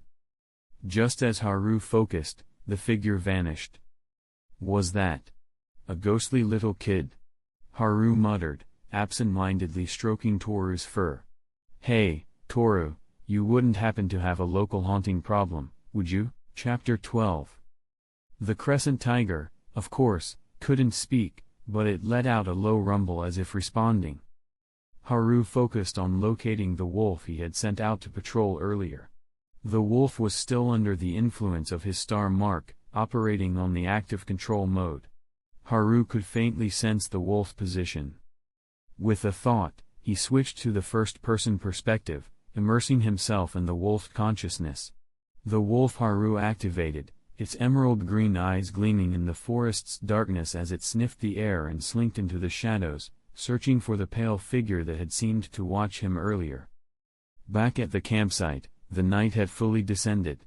Toru's unique crescent-patterned fur glowed faintly like jade under the firelight, creating a hauntingly beautiful effect. Haru couldn't help but stare, momentarily mesmerized. Realizing something, Haru decided to experiment. He applied Zetsu to his eyes, blocking aura from his vision. He focused on the glowing patterns, and they began to twist and swirl, forming an endless kaleidoscopic tunnel that threatened to consume his mind. Realizing the danger, Haru quickly stopped using Zetsu on his eyes, restoring a protective aura barrier. The glowing patterns returned to normal. Toru growled softly, as if to ask, "Are you okay?" Haru exhaled deeply. "So that's why your patterns are so mesmerizing at night. It's not just decorative, it's a natural advantage for hunting prey in the dark." Toru tilted its head, looking innocent as ever. Meanwhile, the wolf patrolled the forest, circling back repeatedly but finding no trace of the mysterious pale child. Perhaps it had all been Haru's imagination. Calling the wolf back to the campsite, Haru watched it gnaw on the leftover rabbit bones. The next morning started as usual. Haru sent the wolf back out to patrol the bird traps. Toru ventured deeper into the woods to hunt, while Haru resumed his nen training. For Haru, these superpowers were both fascinating and fun. Even without the star mark pushing him to train, he would have eagerly explored the potential of nen. Ten, Zetsu, Ren, Hatsu, Gyo, Shu, Ko, Ken. In terms of manipulation, Haru felt he was already proficient, but he still dedicated some time to sharpening his skills. In a mission, he focused on improving both the basics and his developing signature move, Bullet Flick. He knew that once he could execute the technique without specific hand gestures or delays, its power would greatly increase. By repeatedly exhausting his aura reserves with Ken and allowing the star mark to replenish him, Haru pushed his limits. Increasing one's total aura capacity required relentless effort, there were no shortcuts. Compared to ordinary nen users, Haru was already ahead, thanks to his star mark's regenerative properties. Not everyone had the luxury of a personal recovery mechanism or a mentor like Biscuit Kruger to accelerate their growth. This grueling regimen often left Haru physically and mentally numb, but he found motivation in imagining the kind of dedication Biscuit must have had to create her legendary physique and nen abilities. By the end of the third day, Haru could feel the results of his labor. On the fourth day, Haru had spent the entire morning and much of the afternoon training. As he maintained Ken, he mentally counted 997, 998, 999. The aura surrounding his body didn't waver, even though he had been holding it for over 10 minutes. 1000. Haru finally let go, collapsing to his knees as his aura dissipated. Sweat dripped down his face, but he smiled through his exhaustion. 1000 seconds. Lying on the ground in a starfish position, Haru couldn't help but feel proud. It took Gon and Killua 30 days under Biscuit's guidance to increase their aura pool from 3,000 to 20,000. Meanwhile, I've gone from 100 to 1,000 in just 3 days. 10 times the improvement. My potential isn't so bad after all.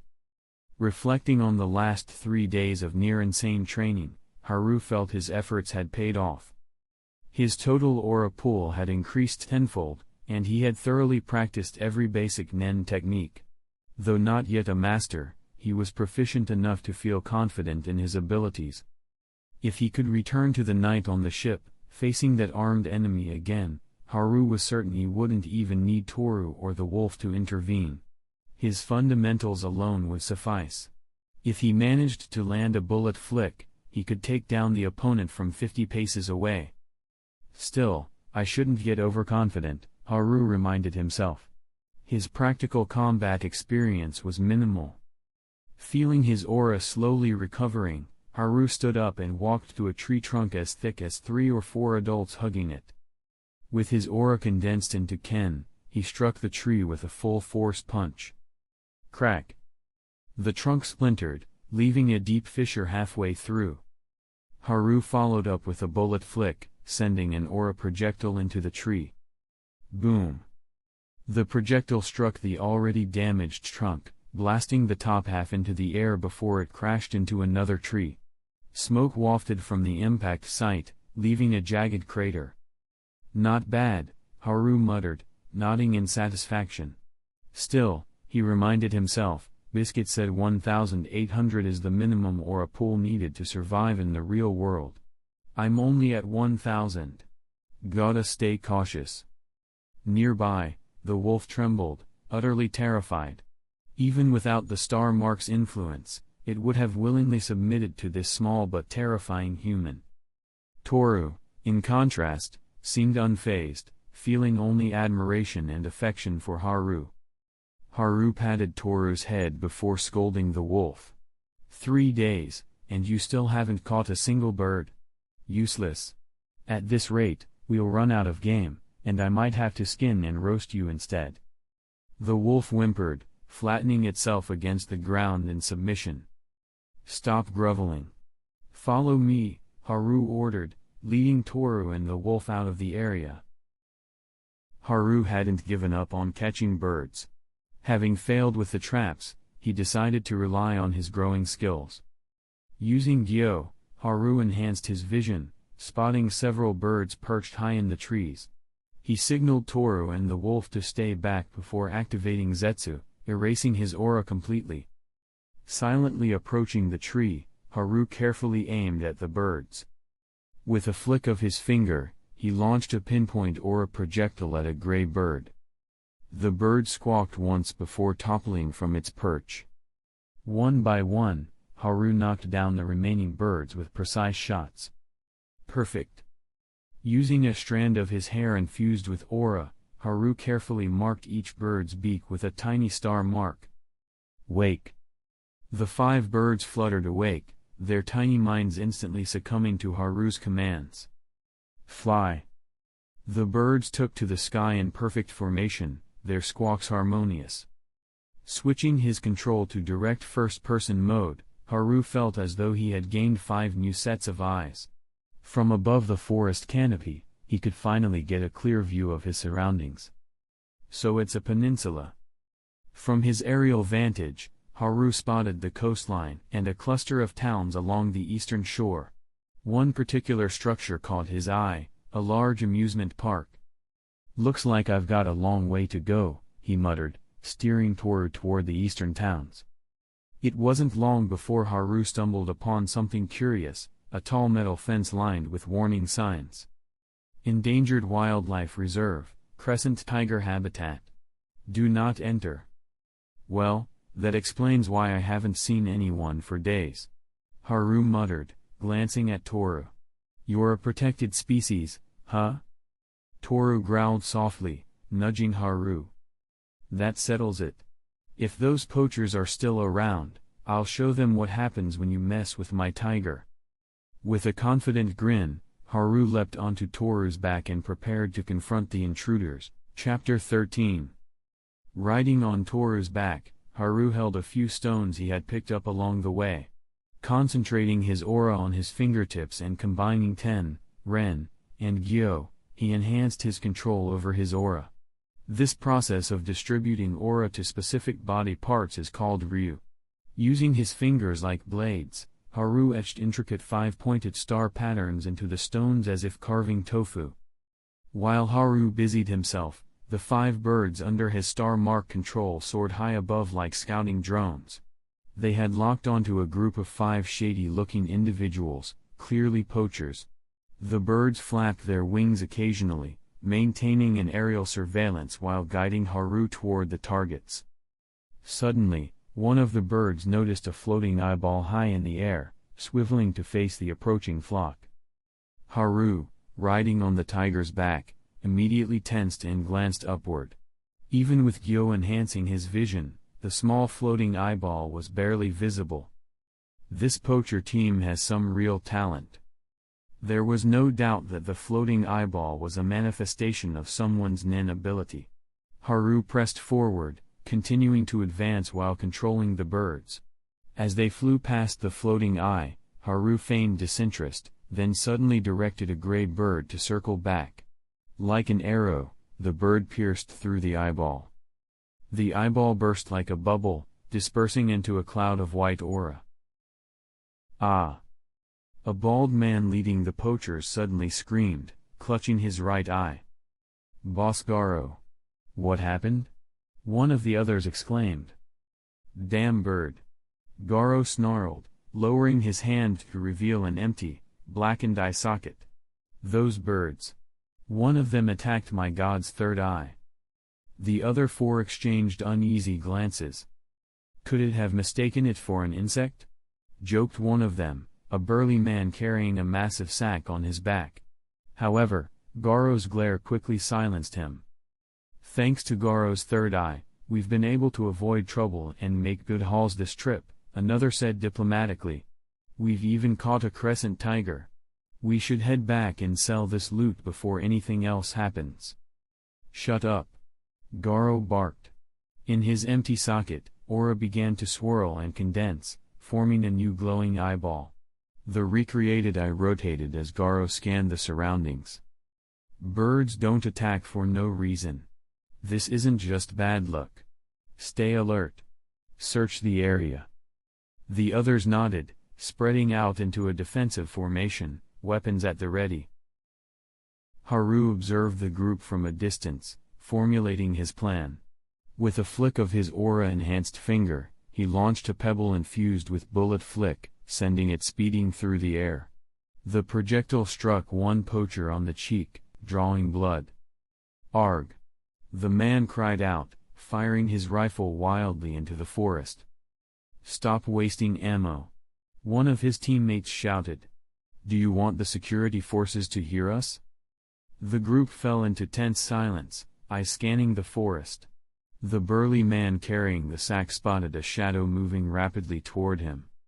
It's the crescent tiger, he yelled, raising his gun to fire. But before he could pull the trigger, a sharp impact shattered his arm. He screamed in pain, dropping his weapon. Bang! Garo's glowing eye fired a Nen projectile, striking the tiger. Despite the hit, Toru lunged at the burly man, ripping through his throat and leaving him lifeless. Bloodied but unrelenting, the tiger continued its rampage, slamming into another poacher and retreating into the shadows. The remaining poachers panicked. One of them, trembling, felt a sharp pain in his neck, as if struck by a bullet. He screamed, firing aimlessly into the air. What's going on? Stay calm, Garo commanded, his glowing eye scanning the area. He finally spotted a small figure darting through the forest. "You can't outrun my sight," Garo growled, locking onto Haru. Aura gathered in his glowing eye, forming 3 consecutive Nen projectiles. Garo fired, each shot homing in on Haru's rapid movements. The third hit its mark, throwing Haru off balance. "Got you," Garo muttered, gripping his pistol tightly. Haru steadied himself, his ken absorbing most of the impact. "Not bad," he said, repositioning to counterattack. Roar. This time, a wolf leaped from the shadows, only to be gunned down by the poachers. Garo's eye fired another projectile, decapitating the wolf. However, something was off. 2 of the poachers who had gunned down the wolf suddenly turned on their ally, knocking him unconscious. "What are you doing?" Garo yelled, bewildered. Before he could react further, a 5-pointed star-shaped rock struck him. Though his ken shielded him, the attack left him momentarily stunned. "What's happening?" One of the controlled poachers sneered, revealing a glowing star mark on his cheek. "Poaching protected animals is illegal. We're turning ourselves in, you should do the same, boss." Furious, Garo fired his pistol, killing the 2 traitors instantly. Haru, observing from a distance, raised his hand. Energy gathered at his fingertips as he prepared his bullet flick. 9 seconds. 10 seconds, he murmured, charging the attack. Sensing the danger, Garo unleashed his strongest Nen projectile. Boom! The 2 attacks collided midair, creating a shockwave. When the dust settled, Garo was bloodied and battered, his glowing eye fading into smoke. "Kid," Garo muttered, collapsing. "You should try the Heavens Arena." "Yeah, sure. Want me to write your obituary while I'm at it?" Haru quipped, brushing off the exhaustion from the fight. Victory had never felt so sweet. As Toru emerged from the forest, Haru inspected the battlefield. 5 poachers lay incapacitated or dead, and his controlled wolf, though decapitated, was somehow regenerating, its head inching back toward its body. "Interesting," Haru mused, studying the phenomenon with Gyo. A voice interrupted him. "Well, aren't you something? Taking out a whole crew on your own?" Haru turned to see a green-haired woman with a confident smirk stepping out from the shadows. Chapter 14. In his usual training and during combat preparation, Haru had learned that simply maintaining Ken would consume 1 unit of aura per second. This was the basis of his calculation for his total aura reserves. However, during actual combat, frequent switching between techniques like Gyo, Ryu, and Shu could exponentially increase the consumption rate, with experienced fighters consuming 6 to 10 aura per second depending on their control. "Hey! Are you even listening to me?" Adding specific Nen techniques, especially finishing moves, only made the consumption worse. "Hey! Can't you see me standing here?"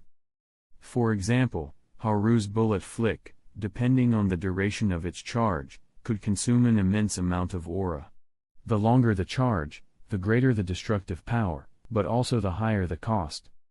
With only a maximum of 1000 aura, how many times could he afford to overexert himself? "Hey!" The green-haired girl's irritated shout broke Haru's train of thought. "You little brat, stop ignoring me." Haru raised a hand, gesturing for her to wait. She hesitated, finally quieting down. Haru bent over the decapitated wolf, pressing his fingers to its body.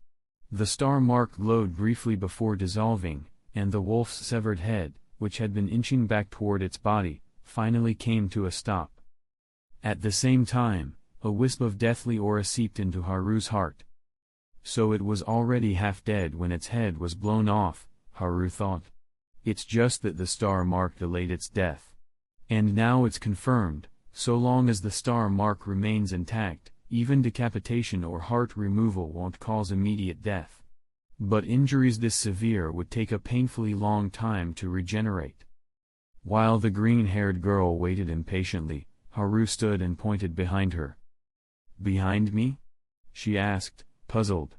What is it? Step back a bit, Haru instructed solemnly. Confused but cautious, she took a few steps back. Like this? Farther. That's good. Satisfied, Haru walked over to the fallen poachers. The burly man whose head Toru had partially bitten off was obviously dead. Haru had already felt the aura of death enter his heart earlier. Another was unconscious, having been knocked out by Haru's manipulated comrades. The other two had been shot in the head by Garo. Haru inspected their bullet wounds. While the star marks healing had closed the external injuries, faint squelching sounds came from their skulls.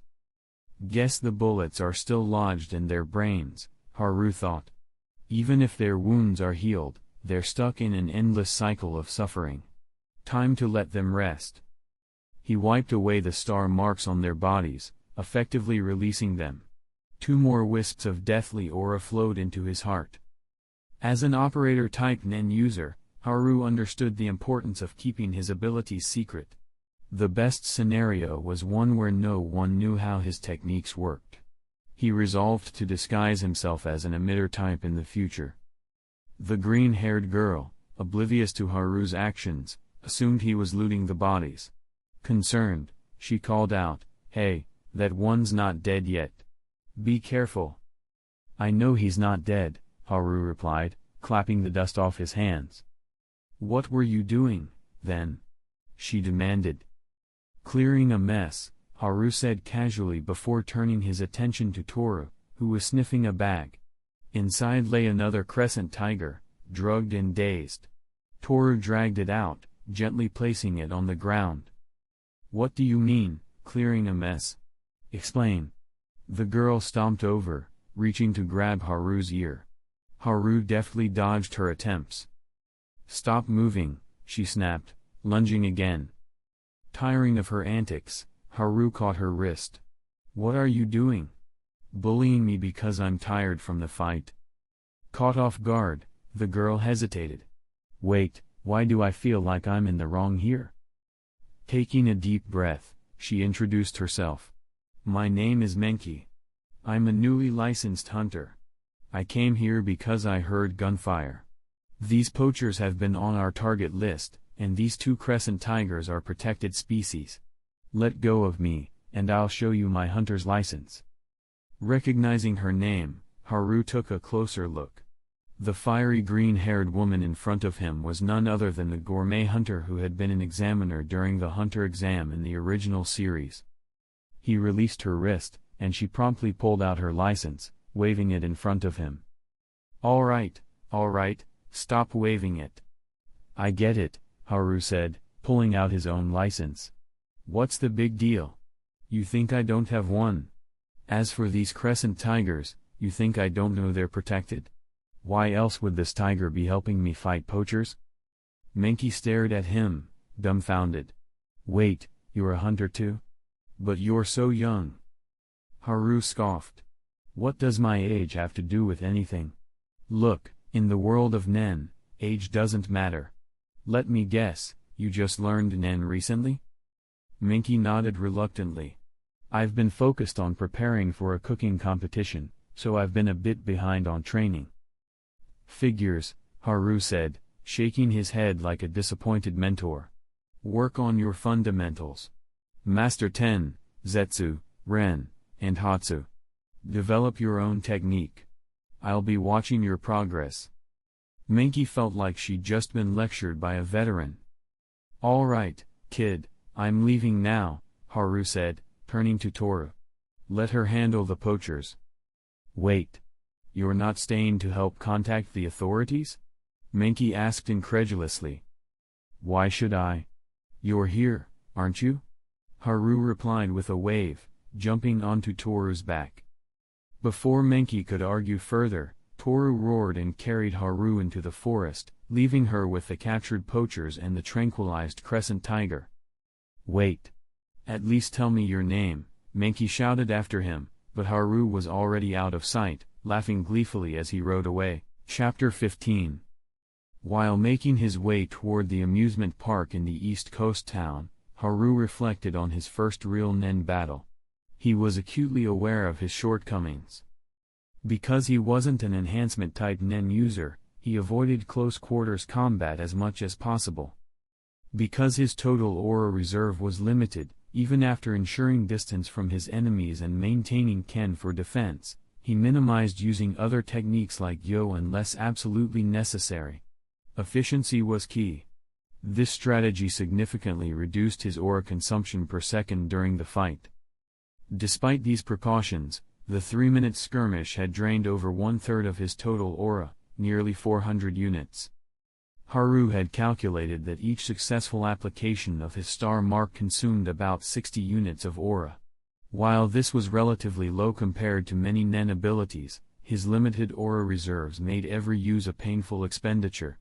The 2 successful star marks during the battle had cost him 130 aura, an undeniable drain. Then there was Bullet Flick. Haru's Ken consumed about 80 to 90 aura per second. Because he wasn't enhancement type, its actual effect was only 48 to 54 auras worth of attack. Bullet Flick, a signature skill embedded with hidden restrictions, started at 100 aura per shot. For every second of charge, it consumed an additional 10 aura. While its power was reduced by 20% due to his operator type alignment, it remained his most reliable long-range attack. In the battle, Haru had used Bullet Flick 3 times. The first 2 shots, one disabling the gunman targeting Toru and the other grazing the one-eyed leader, were quick releases, consuming less than 110 aura in total. However, the third shot, charged for a full 10 seconds, had consumed a staggering 200 aura. If that final shot hadn't hit, Haru would have been forced to retreat, recharge, and re-engage later. In total, the 3-minute engagement had drained nearly 900 aura, 90% of his reserves. Despite still having over 100 aura left, more than when he began training in the beginning, Haru felt physically and mentally drained. The comfort of his star mark's passive recovery only emphasized how exhausting such battles could be. Reflecting on his performance, Haru identified his primary mistake, unnecessarily maintaining Ken throughout the fight. With only 1000 aura to work with, he didn't need full-body defense when safely distanced from his opponents. Maintaining Ren and selectively using Ken for key moments would have drastically reduced his energy expenditure. More than 1/3 of his aura had been wasted on unnecessary defensive measures. I need to train my perception and master Ryu, Haru realized. That way, I can seamlessly switch from Ren to Ken in response to threats. If I can't react fast enough, conserving energy won't mean much if I end up dead. Riding on Toru's back, Haru chuckled to himself. Nen battles were demanding but exhilarating. Unlike certain other worlds, where battles lasted days or weeks, Nen fights in this world required constant tactical awareness. Aura was a finite resource, and the longer a battle dragged on, the greater the cost of aura.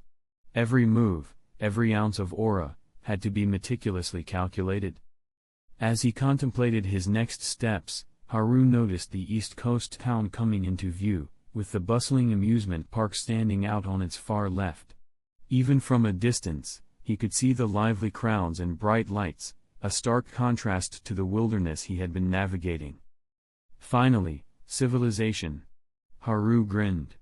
I've had enough of living like a savage these past few days. Sliding off Toru's back, Haru stretched and took a deep breath. Thanks to the star mark, his energy had recovered by half, though his growing hunger reminded him of his limits. Calling down the 5 birds still under his control, Haru began issuing orders. He pointed to the gray bird perched on Toru's head, you're staying with me. You seem sharp. The gray bird chirped proudly, preening itself and nudging its companions aside before perching on Haru's shoulder. As for you two, Haru addressed 2 green-tinged birds, fly to the northern coastline and keep watch on that abandoned ship. If you see any humans, use your beaks to puncture your skin and activate the star mark to alert me. The 2 green birds nodded and took off, soaring toward the northern horizon. The remaining 2 Haru considered for a moment. Stay with Toru. One of you will patrol the skies, while the other stays on his back. Rotate shifts when you're tired. If you spot any humans, do the same and notify me. Chirp. Chirp. The two white birds saluted with their wings, another reminder of how unique the creatures in this world were, before one ascended into the sky and the other settled on Toru's back. Turning to Toru, Haru scratched behind the tiger's ears. You're a protected species, and with your size, I can't take you into town with me. But you're not off the hook.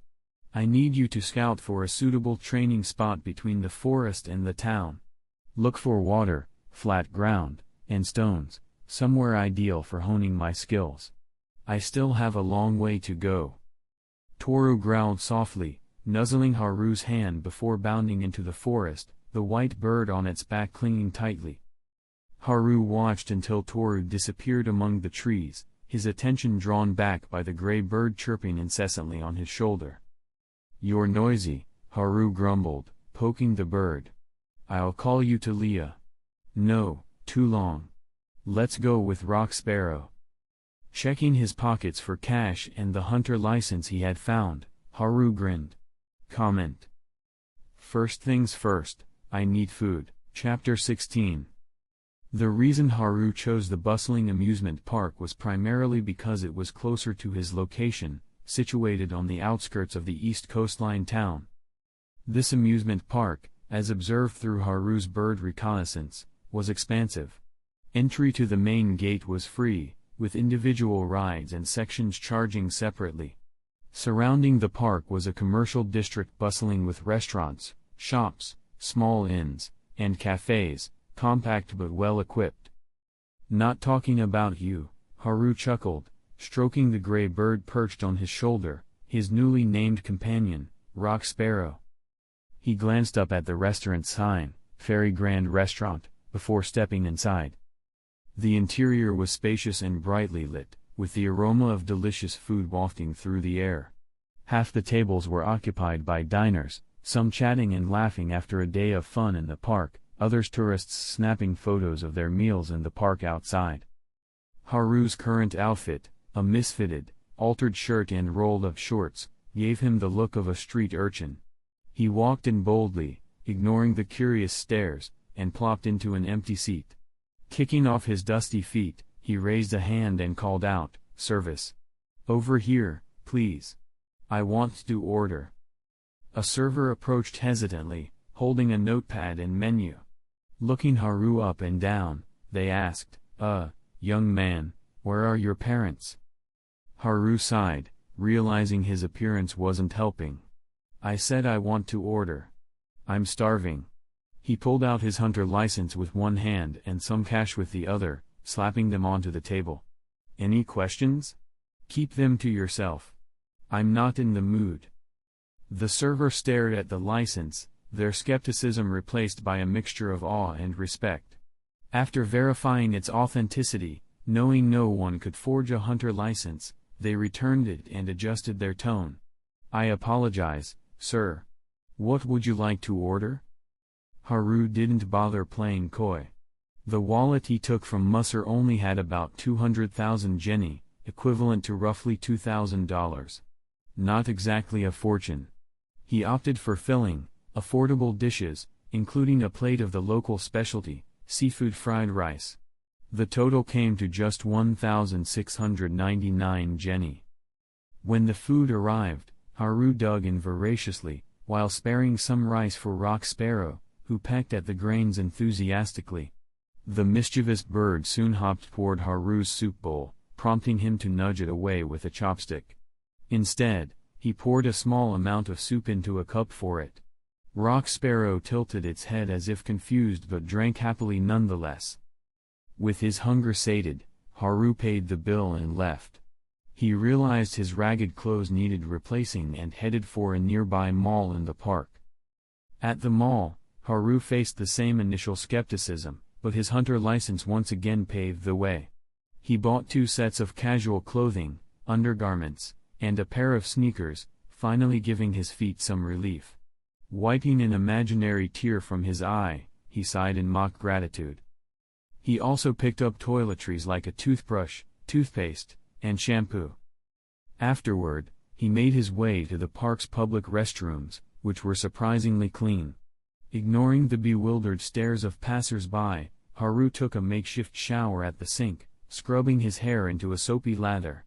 The sight of a boy washing himself in such a casual manner left other patrons flabbergasted. As Haru finished and changed into his new clothes, he emerged feeling refreshed and invigorated. "What are you all staring at?" he quipped, waving dismissively. "Show's over, folks." The bemused crowd dispersed, some murmuring about whether they should call security. Haru, however, was unbothered. Now clean and comfortable, Haru called down Rock Sparrow, who had been causing mischief in the park. The bird had been stealing food from a boy licking ice cream, dodging the swipes of an irate father. It returned to Haru, chirping smugly. "Behave," Haru warned. "Keep that up, and I'll cook you for dinner." Rock Sparrow cocked its head as if to say, "Yeah, right." Haru wandered through the bustling park, mingling with the crowd. Despite being in a new world, the lively atmosphere and the chatter in a foreign yet familiar language made him feel oddly at home, like a tourist abroad. Chirp. Rock Sparrow flapped its wings, pointing Haru's attention to a group tailing him. "I've noticed," Haru muttered, flicking the bird on the head. "Those guys have been following me since I left the mall. They must have seen my hunter license." The bird chirped indignantly, seemingly demanding praise for its vigilance. Haru considered luring the followers into a trap to rob them instead but decided against it. Better to keep a low profile for now, he thought. Who knows if there's still someone hunting me from that ship. The group of petty thieves trailing Haru suddenly found themselves lost. Their target had vanished. Where'd he go? Damn it. I thought we'd hit the jackpot, a black license handed to us on a silver platter. Lucky brat. He'll lose that license to someone worse than us someday. Frustrated, they dispersed near a fountain. Unbeknownst to them, Haru had been eavesdropping from the other side of the fountain, his enhanced hearing picking up their conversation. Black license? Haru mused as he slipped away. Apparently, about 20% of all hunters lose their licenses, which then circulate on the black market. These stolen licenses are what people refer to as black licenses. Genuine blue moon gems from the crescent tiger's habitat. Don't miss out. A vendor's call caught Haru's attention. The park was dotted with stalls selling crescent tiger-themed trinkets, plushies, figurines, keychains, and more. Haru approached the vendor, curious about the so-called blue moon gems. Upon closer inspection, the stone's quality and glow paled in comparison to the luminous green patterns on crescent tigers under moonlight. Disappointed, he left the stall without buying anything. Soon, he stopped at a crossroads featuring a large park map. His attention was drawn to a small label at the bottom corner. Blanchette Corporation Phantom Island Ferry Amusement Park. What the hell is Phantom Island? Haru muttered. The name reminded him of the pale figure he glimpsed in the forest days ago. Chirp. Rock Sparrow returned to his shoulder, puffing its chest as if expecting praise. Yeah, I'll feed you after I check this out, Haru replied, entering a nearby internet cafe. Until then, don't push your luck, or I really will make soup out of you. There were too many mysteries. What was Phantom Island? Where was this Blanchette Corporation based? What year and month was it in this world? Haru approached the counter, slapping his hunter license down with a grin. One terminal, please. Chapter 17. The world consists of 6 major continents and 6 main oceans. The global order is led by the United States of Saherda, commonly referred to as Saherda, the Bigorasi Union, commonly referred to as Bigorasi, the Kokanyu Kingdom, commonly referred to as Kokanyu, the Mimbo Republic, commonly referred to as Mimbo, and the United Federation of Usama, commonly referred to as Usama, forming the V5 Alliance. The layout of the world map is as follows. Ivorica Continent, Mimbo. Asian Continent, Kakan Kingdom. Sansame Continent, Kukanyu. Nomilic Continent, Usama. Yorbian Continent, Saurta. Vo Continent, Bigarasi. Haru carefully examined the map displayed on the computer screen, analyzing it for a long time. He couldn't help but think the positions of Saurta and Usama should be swapped for it to make more sense. If you look at it this way, the underworld capital, Yorknew City, located on the Yorbian continent, is just like New York, right? He mused aloud. The rock sparrow on his shoulder tilted its head, confused as it watched Haru seemingly entertain himself. Thanks to his hunter license, Haru had no issues bringing a bird into the cafe. The staff didn't even comment. The rock sparrow behaved so well, silent, calm, and perched obediently, that even the staff found it impressive. As expected of a hunter, the cafe manager thought. If he can't even manage a small bird, how could he call himself a hunter? Haru revisited the HxH storyline in his head and then renamed the map's regions based on the plotlines. It roughly looked like this. Zoldyck Estate plus Heaven's Arena. Kite's Animal Research Location. Hunter Association Headquarters plus Exam Site. No major plot lines. Yorknew plus Meteor City plus Chimera Ant. No major plot lines. Haru sighed, feeling exasperated. According to the map, his current location, the Usama Federation, was in a remote island cluster on the upper left corner of the Nomilic continent. It was near the northeastern Kakan Kingdom on the Asian continent, across the sea. The right half of this world map is so unfamiliar. Once I train for a few more days and prepare adequately, I'll head to the left 3 continents to explore, Haru decided. With a plan in mind, Haru glanced at the date and time displayed in the corner of the screen. December 26, 1994, 3:44 p.m. Ah, so that old newspaper I saw on the yacht must have been nearly a month old, he realized. It made sense. His adoptive mother must have been fleeing across the sea from the Kakan Kingdom on that small yacht, reaching the remote islands of Usama. The yacht might not have even been hers originally. Unfortunately, despite the effort, she hadn't escaped her pursuers and met her end on this isolated island under Usama's jurisdiction. Revenge killing? A crime of passion? Or something else entirely? Haru muttered, furrowing his brows. Or was it just internal conflicts within a criminal organization? Damn, surely I didn't land in this world only to get mixed up in Kakan's royal family drama? That can't be, right? Even in the dangerous world of HxH, where nin-user seemed unparalleled, Haru understood that against the machinery of a state, they were merely drops in the ocean. Take the Chimera Ant King, for example. Even with his overwhelming individual strength, when pitted against Netero, the world's strongest human, he faced merely a scrape in terms of injuries. Yet one poor man's rose, a toxic nuclear bomb, nearly left the king crippled. As its name implies, the poor man's rose is a cheap yet deadly weapon often used by insurgents and low-tier terrorists. Chimera ants invaded the secluded East Gordo Kingdom, but if the ants had delved into the kingdom's hidden military research, they would have encountered actual nuclear warheads. Those would have posed a much greater threat than 100 Chimera Kings combined. And what about the Kakan Kingdom? After a quick online search, Haru confirmed that Kakan's power was on par with any of the V5 nations.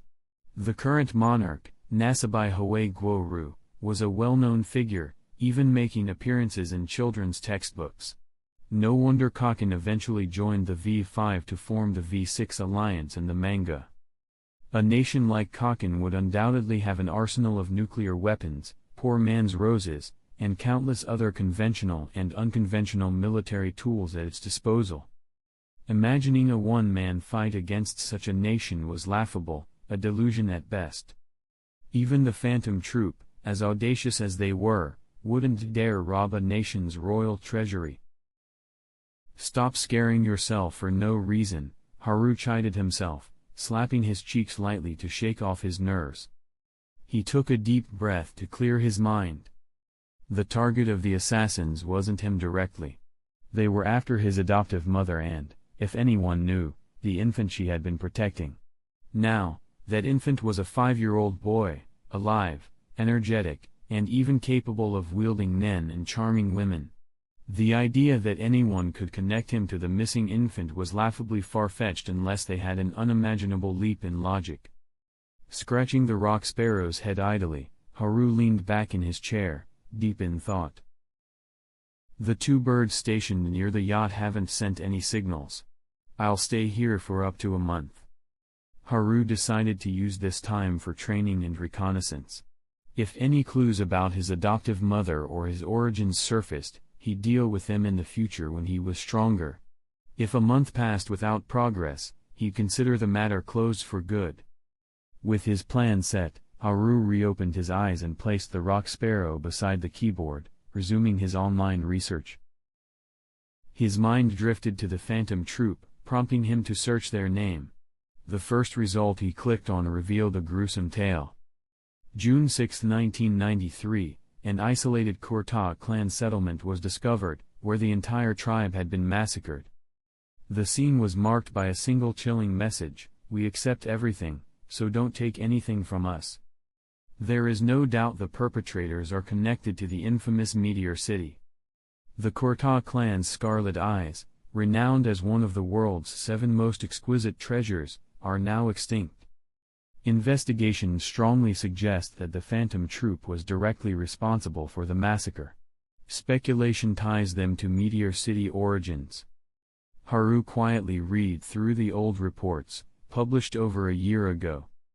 Somewhere in the world, the Kurta clan's sole survivor, Kurapika, was likely reading these same articles, burdened by the weight of his clan's tragedy. The thought of a 12-year-old enduring such suffering weighed heavily on Haru's mind. Curiosity about Kurapika led him to the Hunter Association website, which surprisingly had a public-facing portal. The most prominent feature was a biography of the association's chairman, Isaac Netero, written in sterile, official language devoid of any mention of Nen. Searching for vice-chairman yielded no results. Soparistan hasn't joined the association yet, Haru concluded.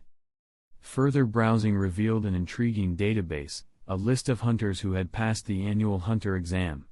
Among the names of the 1994 exam's successful candidates, Haru found none other than the green-haired beauty hunter, Menki. Chirp. The rock sparrow suddenly tapped on the keyboard, snapping Haru from his thoughts. Looking up, he saw Menki herself, humming a tune as she confidently walked into the cafe. "Why are you stalking me?" Haru groaned. "How did you find me?" Leaning against his desk, Menki smirked. "I'm a hunter. Tracking down a brat like you is child's play. Besides, with your shabby get-up from before, you stand out like a sore thumb in crowded areas." Haru pointed at the screen, grinning slyly. "Brag all you want. But for someone who passed the hunter exam nearly a year ago, you're still fumbling with Nen. Isn't that embarrassing?" Menki flushed, retorting, "I've explained this already. I took months off to compete in a gourmet competition. Being a chef is serious work." "Why is this place called Ghost Island?" Haru interrupted, casually typing the phrase into the search bar. Menki rolled her eyes. "Isn't it obvious? It's probably because of ghost stories or urban legends. Wait, let me see." She leaned closer to peer at the screen. Chapter 18. As expected, searching for the keywords Usama Federation, Ghost Island, and ghosts brought up mostly urban legends and paranormal tales. However, what caught Haru's attention was the publication timeline of these results. There wasn't a specific surge or peak. Instead, over the past few years, the past decade, and even 2 decades prior, there were sporadic interviews, news pieces, and rumors. Rumors may not be baseless, and ghosts might not be real, Haru mused. In the hunter world, all supernatural phenomena usually tie back to Nen. Perhaps the pale, ghostly figure of the boy he had glimpsed in the forest was connected to some unique form of Nen. This is odd, Menki murmured, staring at the search results on the screen. What's up with that Blanchette Corporation? They're responsible for the Crescent Tiger Protection Zone, right? Haru asked casually. What do you mean, what's up with them? That's their responsibility, they maintain and manage the protected area on this island, Menki replied matter-of-factly. And this amusement park? Also their business? Well, yeah. Big corporations. I heard it's one of the world's top-tier conglomerates. Blanchette. How do you even spell that? Ugh, it's Blanchette. Easy to spell, it's a surname. Fine, you do it. Haru moved aside, gesturing for Menki to take his spot. Menki didn't hesitate and quickly typed on the keyboard. A moment later, information about the Blanchette Corporation popped up. Blanchette Corporation, also known as Blanchette Elves Incorporated, was founded in 1987 by Elantriel Blanchette. Its businesses span film and entertainment, media networks, theme parks, amusement facilities, and the preservation of ancient cultures. Its video platform, iTube, has become the world's largest video sharing platform. According to recent financial reports, the company's total assets amount to 12,916.6 billion yen. What is this, Disney? Haru barely restrained himself from voicing his disbelief. Founded in 1987? It's been less than 8 years, and you've amassed nearly 13 trillion yen? Why not just ascend to godhood while you're at it? Wait a second. Haru swatted Menki's hand aside and clicked on the name of the company's founder. Elantriel Blanchette, member of the Hunter Association. Classified information. Estimated personal wealth ranks among the top 5 richest in the world. Top 5, huh? Exhaling deeply, Haru wasn't surprised to learn the founder was a hunter. Of course, that makes sense now. In this world, about 60 out of the top 100 wealthiest individuals were professional hunters. A hunter license was a universal pass, granting unparalleled convenience in nearly all sectors. Most governments and civilians held a certain level of respect and trust for anyone carrying this small card. Realizing this made Haru's stomach rumble. He glanced outside. After spending half the day in the cafe, the evening had arrived. The setting sun painted the amusement park with a warm, nostalgic glow as the crowd began to thin. My teacher once told me about this Elantriel Blanchette. Menki began, turning toward Haru. But Haru and the gray sparrow that accompanied him were already gone, leaving no trace. When did they leave? Menki blinked, surprised. She hadn't sensed a thing. He's really skilled, she thought, leaning back in her chair. After taking down those 5 poachers in the reserve, he must have been running on fumes. She recalled her teacher's stern words when they apprehended the poachers. Gesturing to the barely conscious leader, Garo, her teacher had said, if you had faced him alone, you'd be dead now. Don't act impulsively and wander off by yourself. Even though you hold a license, you're not truly ready yet. That's partly my fault, too. Menki sighed. She realized she still thought of herself more as a chef and foodie than a professional hunter. I really need to focus on my training. Meanwhile, Haru had left the cafe, bought some bird feed for the chirping rock sparrow, and grabbed a meal at a small street-side restaurant. He half expected Menki to track him down again and had even prepared to order extra food for her. However, she didn't appear. Maybe I annoyed her too much, Haru speculated, amused. Not that it mattered. Haru was more concerned about keeping his hunter license, technically a black card, off the radar of official hunters like Menki. Not that he was particularly afraid of being caught. After all, the Hunter Association didn't care about lost licenses. He simply preferred to avoid unnecessary trouble. After his meal, Haru strolled through the streets under the night breeze, his bird perched comfortably on his shoulder. He eventually checked into a small inn for the night. As moonlight poured through the window, Haru lay on the modest bed with one leg crossed over the other. When he had been training in the wilderness with crescent tigers and wolves for company, he hadn't felt this way. But after spending a day amidst the lively crowds of the town, a sense of loneliness crept into his heart, as if something vital was missing. Because Toru isn't here? Haru wondered aloud. A faint voice in his mind seemed to urge him, don't dwell on it. Focusing on the rock sparrow instead, Haru smirked as it wobbled on his chest and accidentally toppled over. The clumsy bird flapped its wings in frustration, eventually hopping back to its feet. Opening the window, Haru gazed at the crescent moon hanging high in the sky. He decided to put his past life behind him. I'm here now. It's time to look forward. What was ahead for him? A goal, perhaps? Something to strive for, to give his days purpose. Stretching his hand toward the moonlight, Haru thought about the various types of hunters he had encountered in the manga: gourmet hunters like Menki, who pursued culinary excellence, crime hunters, relic hunters, treasure hunters, beast hunters, and even bounty hunters.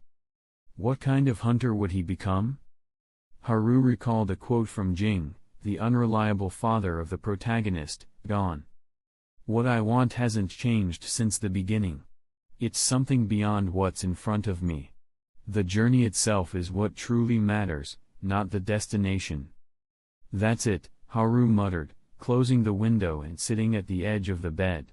He raised his palm, conjuring a faint, white nen orb that floated silently in the air. I'll pick an impossible goal, something so ambitious that I can chase it my entire life and never run out of things to do. His gaze hardened with determination. If the extraordinary is real, why not aim for the ultimate? Immortality. To transcend life and death. The rock sparrow tilted its head, chirping quizzically. What do you think? Is it doable? Haru laughed. Suddenly, his face grew serious as he turned toward the northern window. A faint signal from his nen marks had activated. One of the two birds he had sent to monitor the yacht at the northern coast had spotted a human. Immediately, Haru switched to remote control, projecting his consciousness into the birds miles away. Chapter 19. On Ghost Island's northern coast, near the wreck of a derelict small yacht, two birds with faintly green feathers perched on the ship's rusted railing. The moment Haru's consciousness took over the birds' minds, he felt something intangible yet intrusive envelop him. It was like an invisible spiderweb or a fleeting cold breeze brushing against his presence. Could this be N? He wondered.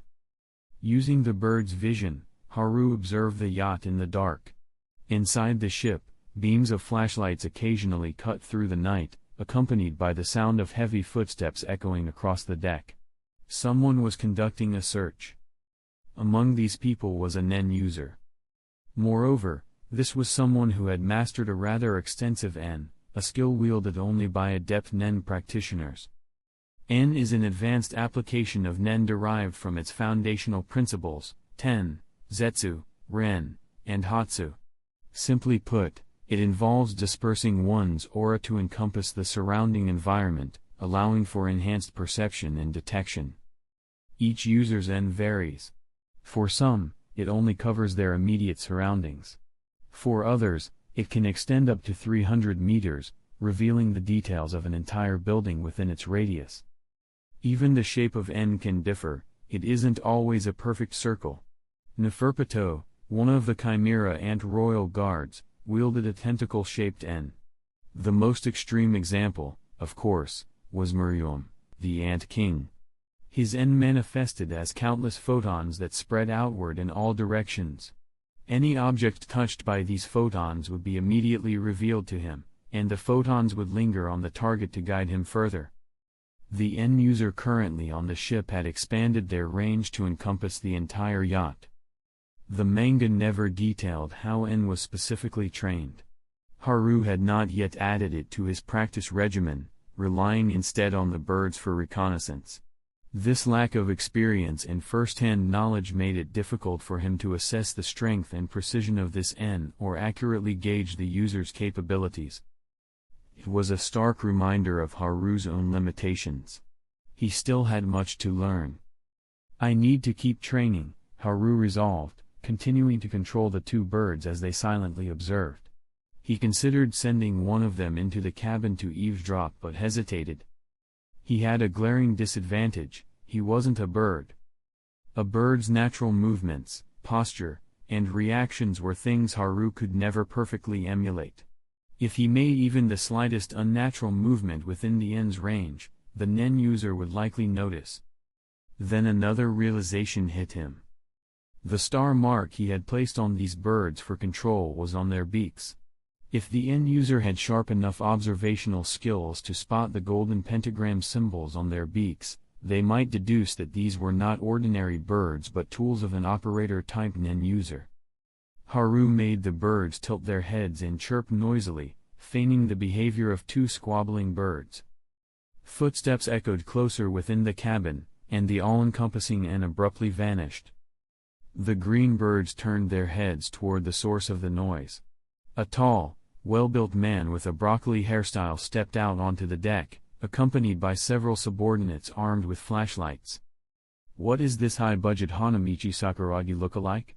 Haru thought, observing the broccoli-haired man. Based on the disappearance of N, it was clear that this individual was its user. Ignoring the birds, the man clasped his hands behind his back and turned toward the shore. His voice was calm but firm. "Mr. Sloan, didn't we agree that you would not interfere with our investigation on this island? In return, we agreed to tolerate Usuma's investigation of the island." With a flutter of wings, the green birds took off. Or at least pretended to. Haru had them land on a nearby coastal rock, carefully positioned to observe both the broccoli-haired man on the ship and the group on shore. The man addressed as Sloan was a balding young official who appeared somewhat agitated. "I received a report from local fishermen about a suspicious vessel potentially linked to a crime. Are you saying that, as an official of the Usuma Federation, I have no right to investigate this?" The broccoli-haired man, whose subordinates called him Baby Mina, stood firm. "Mr. Sloan, please mind your words. Technically speaking, this island belongs to the Kokanyu Kingdom." What does that mean? Haru thought, puzzled. Using the bird's vision, he studied Sloan's group more closely, particularly a short individual whose silhouette seemed oddly familiar. Unfortunately, the darkness obscured their features. Haru's confusion deepened. Isn't this ghost island on Usuma's northwestern map? It's a sea away from the Kokanyu Kingdom. How can this island belong to them? Sloan's response was a dismissive chuckle that lacked sincerity. And here I thought this issue could finally be settled with this investigation. Baby Mina remained unyielding. Let me reiterate the terms of our agreement. Both parties agreed to suspend territorial disputes and conduct their respective investigations on this island for a period of 20 days, without interference. Sloan frowned. Most of this island is managed and operated by the Blanchette Corporation. Baby Mina replied curtly, "Negotiating with them is your problem. Now, if you'll excuse me." With that, he turned and disappeared into the cabin, leaving two armed guards on the deck to keep an eye on Sloan's group. Sloan rubbed his balding head in frustration. "Let's go." "What? We're just leaving." "That's lame," grumbled the short man in Sloan's group. "I was hoping to chat with those guys." One of the suited individuals turned to him, intrigued. "What would you even talk about?" The short man replied earnestly, "I'm a bodyguard. Obviously, I wanted to ask if they needed to hire me." The suited individuals collectively facepalmed, wondering how this person could even be a professional hunter. The short man grew indignant. "Don't underestimate me. I'm strong enough to fire all of you and guard both sides myself." Sloan sighed, rubbing his temples. "Mr. Kanzai, we may not be enemies with the Kokanyu team, but we're not allies either. Consul nodded in understanding. Ah, got it. Guess it can't be helped. One of the women in suits muttered, so, he's not greedy, just an idiot. The rest of the group silently agreed, although Kanzai was quick to protest. Who are you calling stupid? Wait, what's your name again? The woman replied flatly, I'm Shizuku. I only took this job because the pay is exceptionally high. The group sighed collectively. Enough chatter. Let's head back to the western town, Sloane said, waving them toward two parked SUVs. We've had a long day of traveling by air, rail, and sea. Tomorrow, we'll have to deal with the bloodsuckers at Blanchette Corporation. He turned to Kanzai as they climbed into the vehicles. Listen carefully. Your job is to protect me. Everyone else is either an enemy or a potential enemy. Understand? Kanzai gave a thumbs up. Got it. Man, you're so much easier to talk to than these dimwits. The vehicles roared to life, kicking up dust as they sped off into the night. Unseen by the passengers, one of the green birds alighted on the roof of the rear SUV, its tiny shadow blending seamlessly into the darkness. Chapter 20. Haru's current location was on the eastern coast of Ghost Island, in a region locals referred to as East Town. The northern coastline was the site of the abandoned small cruise ship. Most of the inland area of the peninsula was designated as a Crescent Tiger Nature Reserve managed by the Blanchette Corporation, while the eastern side connected to the mainland of the Asian continent through the Ochima Federation. The western coastline, on the other hand, housed a settlement known as West Town, where Ochima's official envoy, Sloane, had chosen to stay. Apart from East and West Towns, the island lacked proper roads. Two off-road vehicles rattled along uneven terrain, finally arriving at West Town. Unlike the touristy East Town, with its amusement parks and attractions, West Town grew silent as night fell. Few neon lights flickered, and the streets seemed like a ghost town, evoking the feel of an entirely different era. The vehicles came to a halt outside a modest hotel, and the passengers disembarked. From the lead car, Sloane adjusted his sparse hair and tightened his trench coat. Kanzai, who had been riding the same car, stepped out next. Though not particularly tall, his bristling spiky hair, dyed in yellow with black streaks like a tiger's stripes, made him an imposing sight. Combined with his rash behavior, he resembled a wild tiger disguised as a human. From the second vehicle, Shizuku and the other recruits followed, dressed in sharp suits that exuded professionalism. The group entered the small hotel, looking the part of a well-organized team. However, before entering, Kanzai suddenly turned back to glance at the roof of the second vehicle, where a green-feathered bird flapped its wings and took off into the night. Shizuku, naturally curious, also turned to look. "Did you see something?" she asked. "A bird," Kanzai replied. "It's the same bird we saw by the ship earlier. When we drove off, it landed on the car roof and stayed there until now." Shizuku tilted her head. "Is that so?" "Yeah, there were two birds perched on the rocks near the ship earlier," one of the other recruits chimed in, slightly embarrassed. "But we didn't notice if one had flown onto the car." "Probably just a coincidence," someone else added dismissively. "No need to dwell on it." "Yeah, the other bird is gone, and this one flew off, too." The group murmured among themselves as they followed Sloane upstairs. Before heading to their respective rooms, they first gathered in Sloane's quarters for a briefing. Looking over the team of amateur hunters he had hastily recruited, Sloane said solemnly, "I estimate that Blanchette Corporation won't easily agree to let us investigate the reserve. They'll likely wait until the Kokanyu Kingdom voices no objections before relenting." Baby Mina's team started their investigation the moment they arrived, likely aiming to wrap up their mission and end this collaboration quickly. It probably won't take the full 20-day term. He loosened his tie, his tone growing graver. "Starting tomorrow, I'll be negotiating with the Blanchette representatives as the official envoy.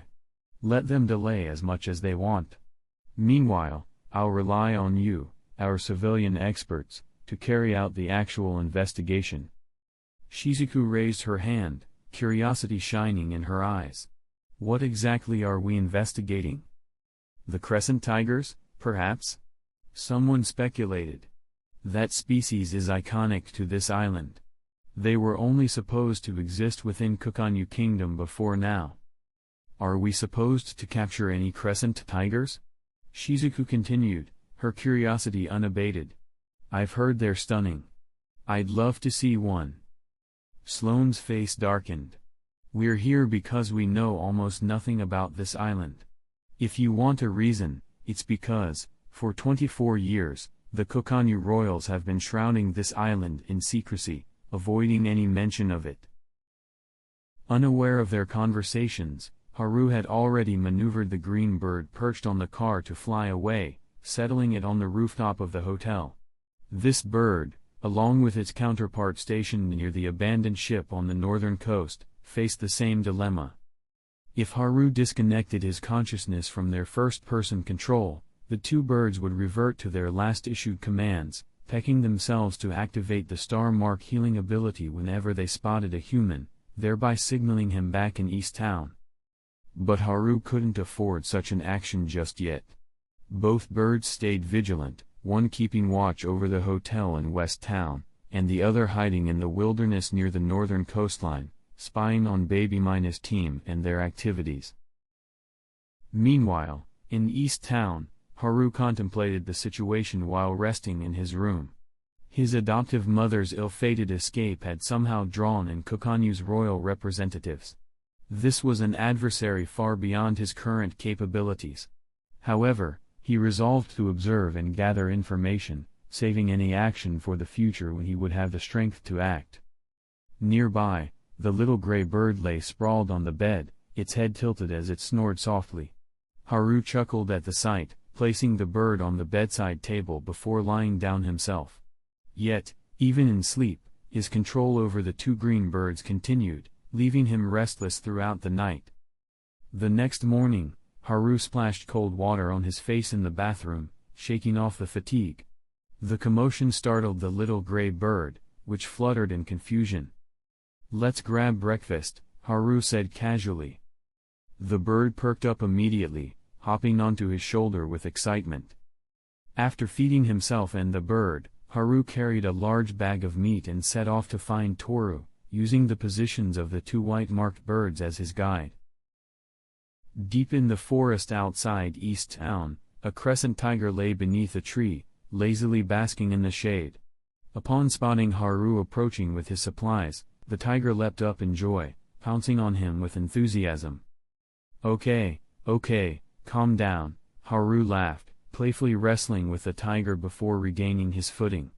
"If you want food, sit properly. Now, stay still." The tiger obediently sat as Haru unloaded the meat. It hesitated for a moment, then eagerly began devouring the feast. As Haru petted the tiger's neck, he mulled over his star mark ability. His current method of control felt rigid, lacking flexibility. If he could modify the commands after applying the star mark, it would open up new possibilities. Fueled by this thought, Haru decided to test it.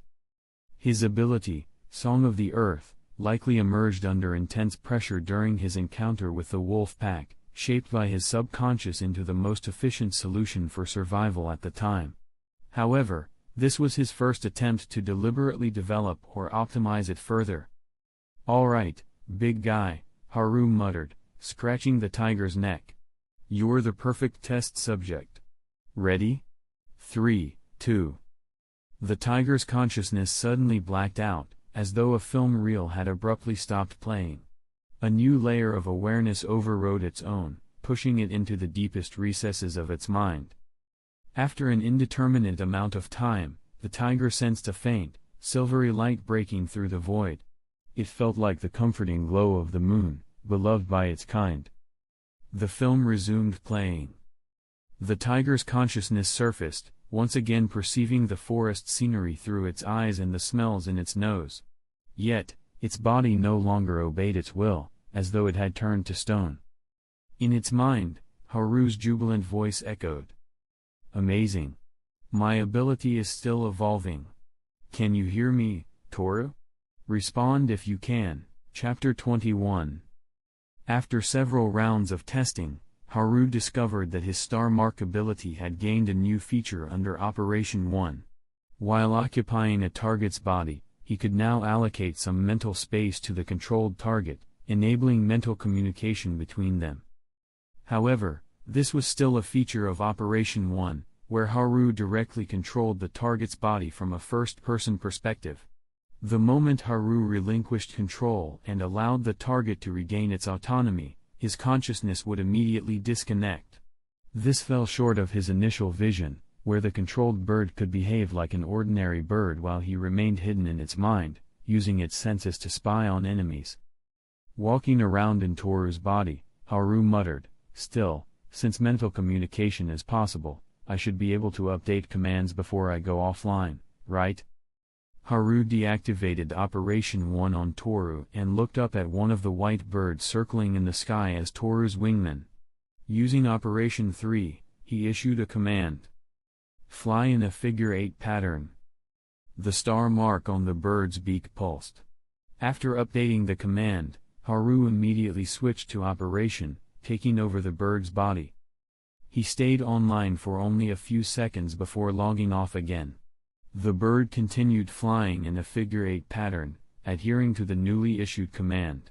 Satisfied, Haru reconnected to the bird's consciousness, leaving room for mental communication, and instructed, "When I leave, land on Toru's tail." After giving the command, Haru logged off once more. This time, the bird stopped its figure-8 flight, folded its wings, and dived into the forest, circling briefly before landing gracefully on Toru's tail. Toru tilted its head, clearly baffled by Haru's antics. "A bit convoluted," Haru mused. "It's roundabout, but functional. If only the star mark could directly enable telepathy with its holders." However, he realized that the core nature of the star mark was control. Altering this essence might require him to deepen his expertise in manipulation techniques or add new restrictions to develop new abilities. Better to keep the star mark's core functionality intact, Haru decided. If I make it too complex, I might end up confusing myself with all the rules I set. That would be a disaster. With a long exhale, he clenched his fist, a layer of aura wrapping around it. Can't lose focus on my priorities. For now, the main goal is to increase my aura reserves and solidify the basics. Toru, show me the great training spot you found. Haru hopped onto Toru's back, calling along the gray sparrow and 2 other white birds. They sped off into the forest. As they traveled, Haru captured several more birds. With patience, he inscribed star marks on their abdomens, backs, and even under their claws, wherever he could fit a small pentagram. After assigning them commands, he released the birds into the sky. Flap, flap, flap. A flock of birds soared into the blue sky, splitting into 3 groups and disappearing into the distant forest. By the time he finished, Haru was panting slightly. He had estimated that each star mark consumed roughly 66 aura. For someone with a total aura capacity of 1,000, marking over a dozen birds was a taxing process. Thankfully, he had taken breaks between inscriptions, otherwise, he would have been completely drained. He divided the birds into 3 groups for good reason. The group of Ochima officials staying in West Town had set out early that morning, splitting into separate teams for their operations. The prematurely balding Ochima official, Sloan, and the hunter Kanzai drove south toward what appeared to be the main entrance of the Crescent Tiger Reserve, according to the map. Meanwhile, Shizuku and the civilian hunters Sloan had hired changed into casual clothes and sneaked into the reserve's outermost area from another direction. The Blanchette-managed Crescent Tiger Reserve was divided into 3 zones, the outer zone, the buffer zone, and the core zone, where no one was permitted entry. Haru chose not to tail Sloan's car with his green bird, wary of Kanzai's sharp instincts. The young tiger of the 12 zodiacs, despite his airheaded demeanor, possessed a beast-like intuition. It was unwise to risk further attention from such a figure. Instead, Haru sent 6 birds to track Kanzai's group, operating in rotations to minimize the chance of detection. Only 2 birds would land near the group at a time, with the other 4 cycling in as replacements. This strategy ensured that the birds wouldn't seem too conspicuous. Meanwhile, the original pair of green birds stationed at the northern coastline was nearing its limit. Haru, now perched 200 meters away on a treetop, used one bird to keep an eye on Baby Minus team while avoiding any unnecessary risks.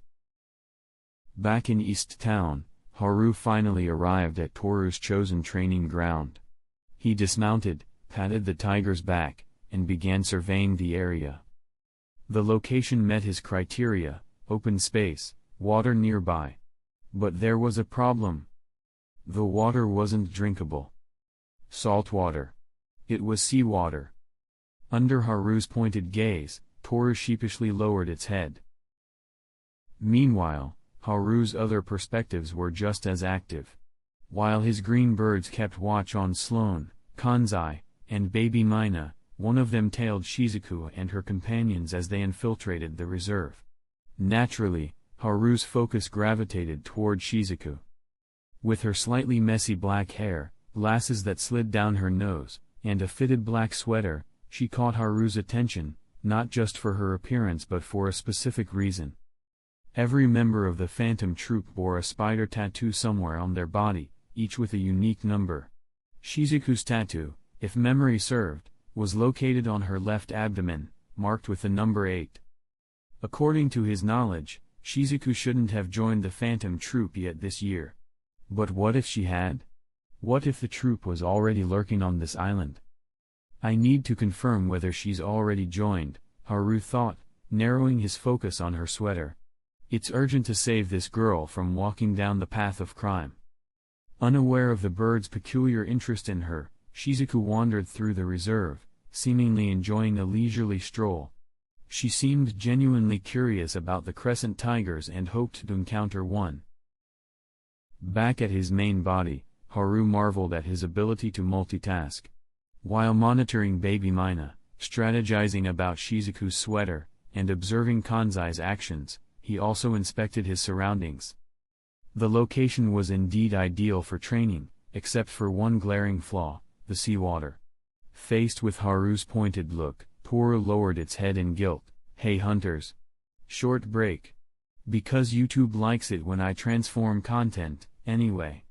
Did you know, Hisoka's hair color changes between media? In the manga, it's reddish-pink. In the 1999 anime, it's blue. In the 2011 anime, it's magenta.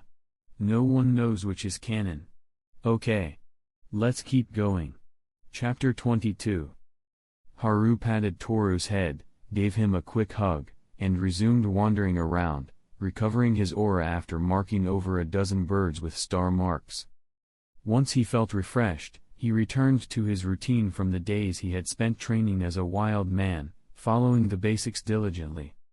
Ten, Zetsu, Ren, Hatsu, Gyo, Shu, Ryu, Ko. This time, Haru didn't skip practicing manipulation techniques. While he had become adept at using the star mark ability, he realized there was still untapped potential for development and plenty of room for improvement. For emission training, Haru remembered Biscuit teaching Gon a level 5 method in the manga, using aura to push oneself into the air while performing a one-handed handstand. So, Haru attempted a one-handed handstand. Concentrating, he directed aura through his palm. Soon, there was a jolt beneath his hand. A burst of invisible force propelled him off the ground, his hand hovering shakily about 5 centimeters above the earth. "I can fly," Haru exclaimed excitedly. His excitement nearly caused him to crash headfirst into the ground, but he managed to stabilize himself at the last moment. His palm continued emitting bursts of aura, pushing against the ground and keeping him aloft. This is way more exhausting than maintaining Ko. After less than a minute, Haru collapsed. But he was hooked. He switched between different training techniques, continuously honing his basics. Standing firm, he let out a soft shout, released Ren throughout his body, and transitioned seamlessly into 10, forming a stable ko. Time slipped away as Haru trained. Starting early in the morning, the sun now hung directly above him, signaling it was past 10 a.m. Life in the nearby coastal east town grew livelier, and the distant hustle and bustle reached his ears. When Haru tired of training, he played with Toru, grabbed a quick snack, and fed a few birds. This area, located at the southernmost edge of the east coast, was close to the peninsula's exit leading inland. Yet, Haru found it odd that no proper roads connected East Town to the mainland. Were all those tourists arriving by boat? Following a salty creek Toru had discovered, Haru wandered south. At the creek's end, where seawater no longer flowed, he came upon a rocky, uneven terrain perfect for resting. However, something felt off. This area marked the boundary between Ghost Island and the mainland. But looking ahead and back, the geological differences were striking. The land he had just traversed resembled ordinary forest soil, while the rocky boundary ahead looked like coastal reef abruptly displaced here. Was this island stitched together from two separate ones? Haru joked aloud. Close, but not quite, a voice replied. Haru turned to see a burly man with a wild afro tied back by a headband. His bushy mustache and rugged beard circled his thick lips, and his muscular yet rotund physique gave him an imposing yet approachable demeanor. Beside him stood the green-haired, mischievous grin of Menki.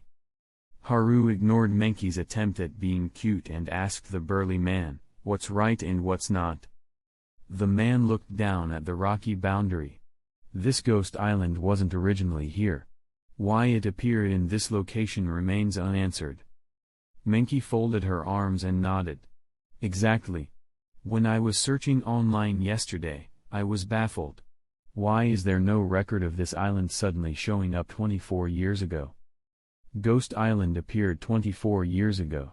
Haru suddenly connected the dots. Baby Mina and Sloane's cryptic conversation earlier made sense now. This island likely used to be within Kokanyu Kingdom's territory. No wonder Kokanyu and Ochima had been at odds over its legal ownership ever since. Haru frowned. So the name Ghost Island refers to its sudden, ghost-like appearance, not actual ghosts or spirits on the island? Menki blinked, thoughtful. When you put it like that, maybe? The burly man said little, standing there like a gatekeeper. Haru recognized him immediately. That face and stature could only belong to Ginta, the sheep of the Hunter Association's 12 zodiacs. What's going on? First, I run into Kanzai, and now a wild Ginta appears. Are the zodiacs running amok? Ginta suddenly spoke. Seems like you recognize me. I looked you up on the Hunter Association's website. Did it with this green-haired lady too, Haru replied nonchalantly. Menki sniffed herself for some reason. Ginta stared at Haru. Doesn't seem like you're actually 20. You're saying that because I had to look you up? Haru dismissed. That's a pretty weak argument.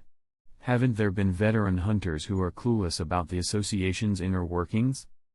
Ginta nodded. He'd met someone like that just this morning. Haru raised an eyebrow. So, why do you two keep bothering me? Ginta silently pointed at Toru, who stood nearby, observing. Menki chimed in, he's my teacher for learning Nen. He's also a poacher-hunter, specializing in hunting poachers. Why are you looking at me like that? Haru grumbled, eyeing Menki. He's a poacher-hunter, he's your teacher, does that make you a poacher-hunter too? Menki puffed up her chest. I'm a gourmet hunter. Haru knew this but used the moment to probe deeper. Ginta, 12 zodiacs and all, why are you teaching someone in a completely unrelated field? I was nearby and available when Menki needed a teacher, Ginta replied simply. Haru sighed. I thought a senior gourmet hunter like Lin might teach her. Lin's Nen skills are leagues beyond Menki's, Ginta admitted. Hey! Menki protested. Am I really that weak? Know your limits, Haru retorted. I could beat you with one hand tied behind my back, let alone someone like Lin. Ginta continued, however, Menki's culinary talent is exceptional. She won first place in the World Chef Championship at age 12. Her confidence and talent in the culinary arts are unmatched. Ha! Menki smirked. Even if I tied both hands, my dishes would still outshine yours by 1,000 times. Better tie your feet too, Haru teased. Ginta added, I was only tasked with introducing her to Nen. Any capable hunter could have done it. It just happened to fall to me. Haru frowned. So why are you here? What do you want? To confirm you're not a poacher, Ginta stated flatly. And am I? Haru challenged. Your character seems fine. Legally speaking. I'm unsure, Ginta replied, glancing at Toru. By the way, one of the poachers you defeated was a former floor master of Heaven's Arena, Galro. The floor masters are this weak? Haru scoffed. He was only a floor master for one match. Ah, that explains it. Galro is a reinforcement user who trained in conjuration but applies manipulation and emission techniques, Ginta explained. Are you kidding me? Haru groaned. What is this Hisoka wannabe? Ginta warned, you won by sheer luck.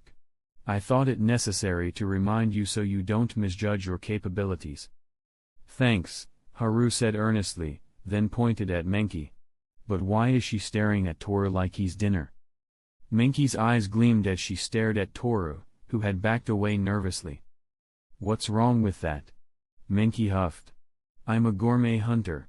Seeing such a rare animal, it's only natural to think of hundreds of cooking methods. What's the problem? Are you crazy? Or are you from Conjurer Department? Haru deadpanned. Menki gasped. How did you know? Wait. Now you seem more like a reinforcement user. Haru muttered, bewildered. Ginta quietly noted Haru's talent for guessing others' Nen types based on their personalities. Chapter 23. In any case, if you're hungry, you eat, Menki declared. Deciding not to argue with the boy who claimed to be 20, she pulled out a knife resembling a small chef's blade from her waist. With a deft twirl, she gripped it firmly and smiled. I'll go find something edible. Seeing the blade in her hand, Toru warily circled around her and hid behind Haru. Haru pointed at his own head, then toward the nearby east town as if to say, what's wrong with you? Can't you just eat at town restaurants instead of going for wild food? Menki shrugged. You're the one who decided to run off into the wilderness to train. It's strange enough that you're out here. If you're training Nen, why not stay at a hotel in town? Why did you come all the way out here so early? It's too cramped in town. I need more space to move around. What about you? How can you sleep at night knowing your Nen ability is a mess at your age? If I were you, I'd practice day and night until I got it right. I'm going to find ingredients, Menki yelled, storming into the woods with her knife. Haru shouted after her, it's not even noon. Even if I train myself to exhaustion today, I'm not eating lunch early. Haru doesn't break training schedules. As her figure disappeared into the forest, Haru crossed his arms and turned to quiet Ginta. The two exchanged glances, neither saying a word. The silence grew awkward until Haru suddenly felt a strange, eerie sensation, a familiar pulse of death energy stabbing into his heart. Then came another, and another. Haru stiffened. He calculated that within a kilometer radius, the death of any living creature, excluding microscopic organisms, would send death energy surging into his heart. The pulses dissipated upon reaching his heart like mud sinking into water. Previously, even one death energy surge had caused his chest to ache. But now, after Menki's swift dispatch of 3 animals, the resulting 3 surges felt much less intense. Perhaps it was because he'd grown stronger. Or maybe his heart hadn't yet absorbed enough death energy to affect him significantly. Or, more likely, The process of his heart-absorbing death energy operated by rules he couldn't yet comprehend. Why so little? It's barely enough to eat. Haru grumbled, tossing aside a gnawed bone. Menki's cooking skills were no joke. As Ginta had said, she had been crowned world chef champion at age 12. Even in the wilderness, with limited ingredients and seasonings, her roasted game tasted extraordinary, enough to make Haru nearly swallow his tongue. Menki smirked. Who told you to give half of it to your tiger friend? Ginta finished his portion, wiped his mouth, and gazed at Toru, who was busy gnawing on half a wild deer. A good hunter is often loved by animals. That's why just seeing poachers is enough to make people hate them. Haru patted Toru's head. Why is it called the crescent tiger anyway? That name feels unlucky. It's officially called the emerald moon tiger because of the unique patterns on its fur that shimmer beautifully under the moonlight, Ginta explained. Its beauty is considered one of the world's 7 wonders. Unfortunately, that beauty has made it a target for collectors, enthusiasts, and poachers alike. Over time, it earned the name crescent tiger because of its endangered status. So, it's just unlucky in the most literal sense, Haru sighed, stroking Toru. Suddenly, he asked, this ghost island appeared out of nowhere 24 years ago. Do you think someone's Nen caused it? Who could have such power? Ginta nodded and spoke slowly. Whether or not Nen was involved is uncertain. Due to pressure from Kokanyu Kingdom, there's been no thorough investigation of the island. This event caused a huge stir back then but was quickly suppressed by both governments. Over time, the records dwindled, even online. 24 years ago, this island mysteriously appeared. Crescent tigers were discovered here, even though they were previously exclusive to Kokanyu Kingdom on the Asian continent. Naturally, people speculated that this island came from Kokanyu. The kingdom soon accused Ochima Federation of illegally occupying their territory. On May 5, 1970, part of the Kavio region within Kokanyu Kingdom's borders inexplicably moved to form a connection with Ochima's mainland border. At that moment, within a Blanchette Company facility at the edge of the Crescent Tiger Sanctuary, the sanctuary's manager was reading aloud a document to Ochima's representative, Sloan. This led to a 13-year dispute between the two nations over ownership of what is now Ghost Island. A compromise was reached on September 1, 1983, introducing a neutral party, the Falk-Wyman Research Institute, to oversee conservation efforts for the island's endangered species. The manager placed the document down and continued. On December 20, 1990, Blanchette Company acquired the Falk-Wyman Research Institute. Since then, we have managed Ghost Island, balancing conservation efforts with tourism development. He turned to Sloan and Kanzai.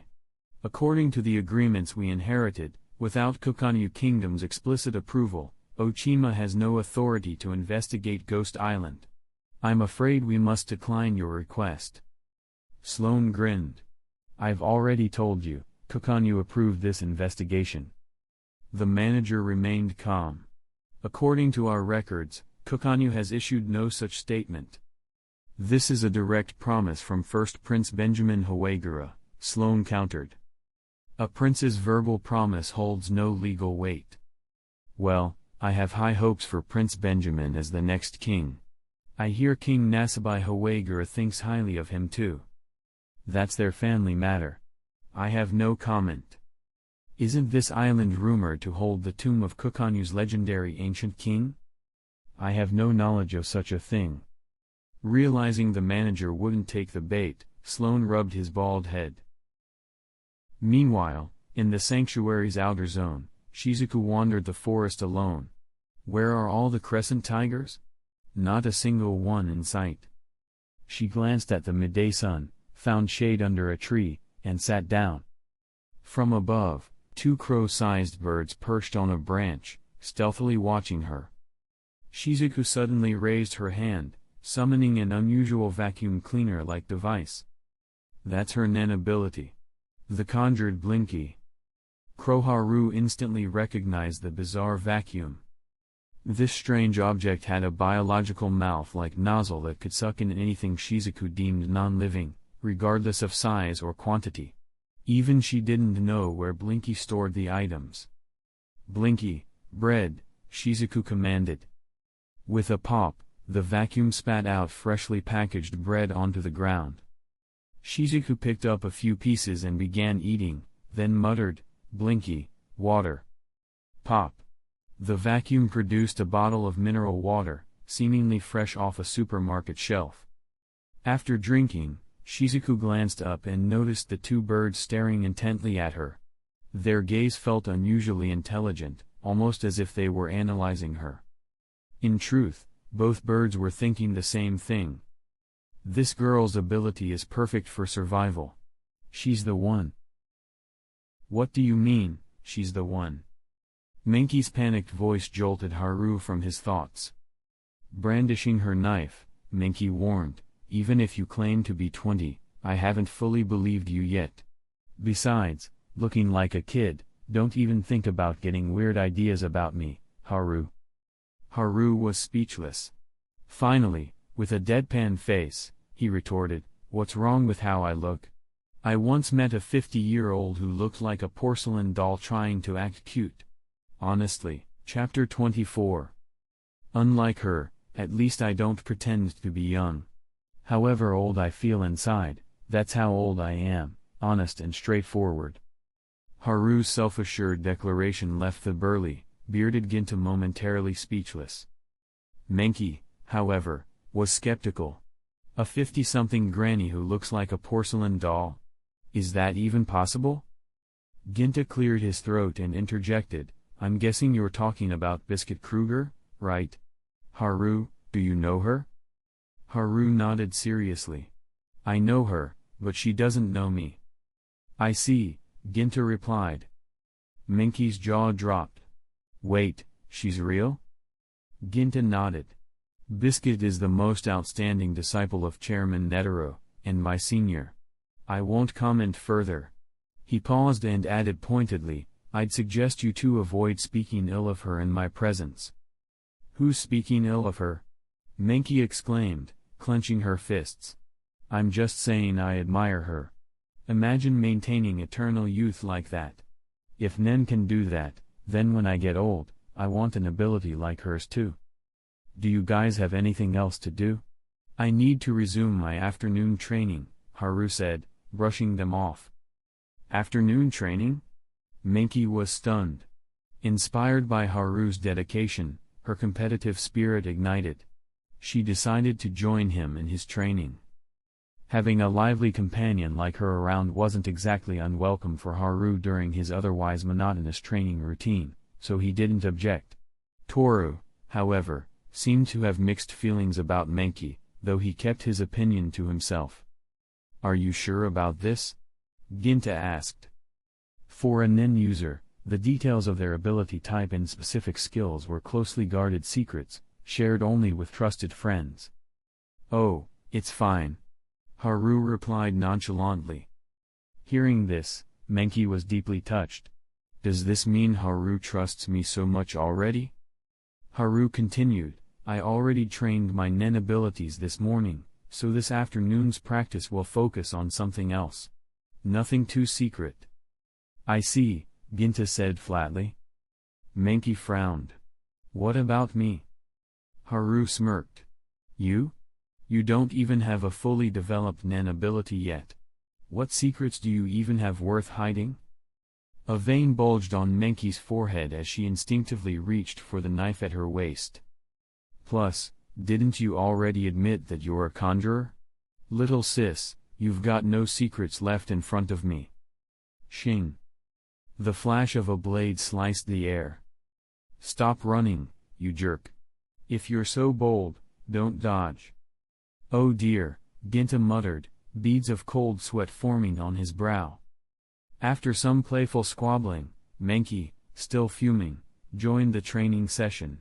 She had already mastered the basics, Ten, Zetsu, Ren, and was struggling with Ko. Ideally, she should have begun training her Hatsu under Ginta's guidance to develop her unique conjurer abilities. However, Ginta's pursuit of poachers had derailed her training schedule, and by the time they reached Ghost Island in December, she still didn't have a clear direction for her Hatsu. Why do I still need to practice these basics? Shouldn't I focus on Hatsu now? Menki grumbled as she sat still in Zetsu, suppressing her aura. Ginta shook his head. The basics are crucial. Ignoring them for the sake of Hatsu would be putting the cart before the horse. Menki pouted but reluctantly complied. Look at him, Ginta said, nodding toward Haru. Menki glanced over. Haru was standing on an open patch of ground with his fists lightly clenched and his eyes closed. His body was tense but stable. Toru, his tiger companion, lounged nearby, looking utterly relaxed, with two birds perched on its head and tail. The scene seemed oddly harmonious. What's he doing? Menki frowned in confusion. Using Gyo, Ginta explained. Oh. Menki quickly channeled her aura into her eyes. She blinked in astonishment. What looked like a motionless stance was actually Haru's entire body enveloped in a dense layer of aura. But that's just Ren, right? Why couldn't I feel anything from him earlier? Ren involved releasing one's aura at full strength. From her experience, even Nunin users could feel the change in atmosphere when Ren was activated. If someone's Ren carried malice, animals would flee, or cower in submission. He's not using Ren. He's using Ken, Ginta explained. Ken is an advanced derivative technique. It's essentially Ren stabilized by Ten to contain the aura. Menki's eyes widened. I've never heard of this before. It's beyond your current level. Master the basics first. Reluctantly, Menki nodded and returned to her training, trying to replicate the techniques she'd just seen. Ren. She called, fully releasing her aura. Then, cautiously, she attempted to stabilize it using Ten. Whoosh. A sudden burst of chaotic aura disrupted her control. Ginta watched calmly. Letting her struggle and learn through mistakes was part of the process. Meanwhile, Haru had grown tired of his own training and wandered over to watch Menki's progress. Menki had moved on to experimenting with Hatsu. As a conjurer, her abilities naturally leaned toward manifesting useful tools. Since she was a chef, it was only natural that she thought of kitchen utensils, specifically knives.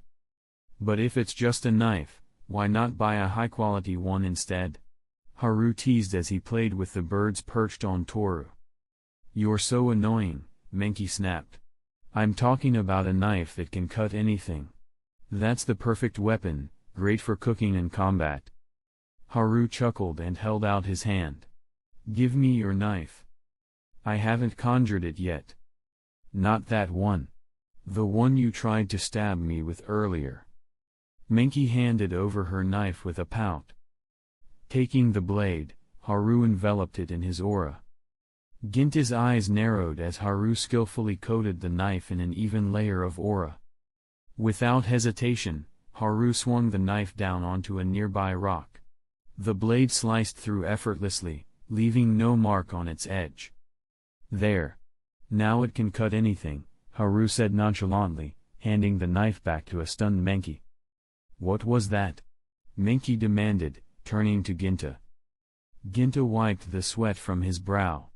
That was Shu, wrapping aura around an object to enhance its properties. It's another advanced technique, like Ken. He hesitated before adding, You're not quite ready for it yet. Master the basics first. Master the basics first, Menki muttered bitterly, repeating the mantra she'd heard a dozen times. Then, unwilling to admit defeat, she asked, How long did it take you to learn Ken and Shu? Learn them? I picked them up at the same time, Haru replied, genuinely puzzled. Are they supposed to be hard? Menki stared at him in silence, clutching her knife tightly. Ginta, meanwhile, was increasingly convinced that Haru might not be as young as he looked. Perhaps he was another prodigy like Biscuit Kruger. Chapter 25. Haru and Biscuit couldn't be more different. The most obvious difference was their strength.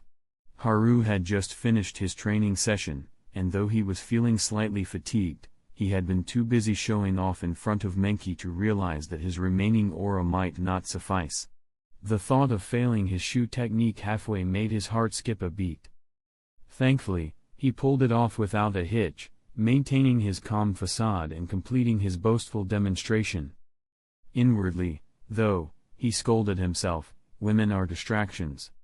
Focus, Haru. How do I lift this girl's sweater?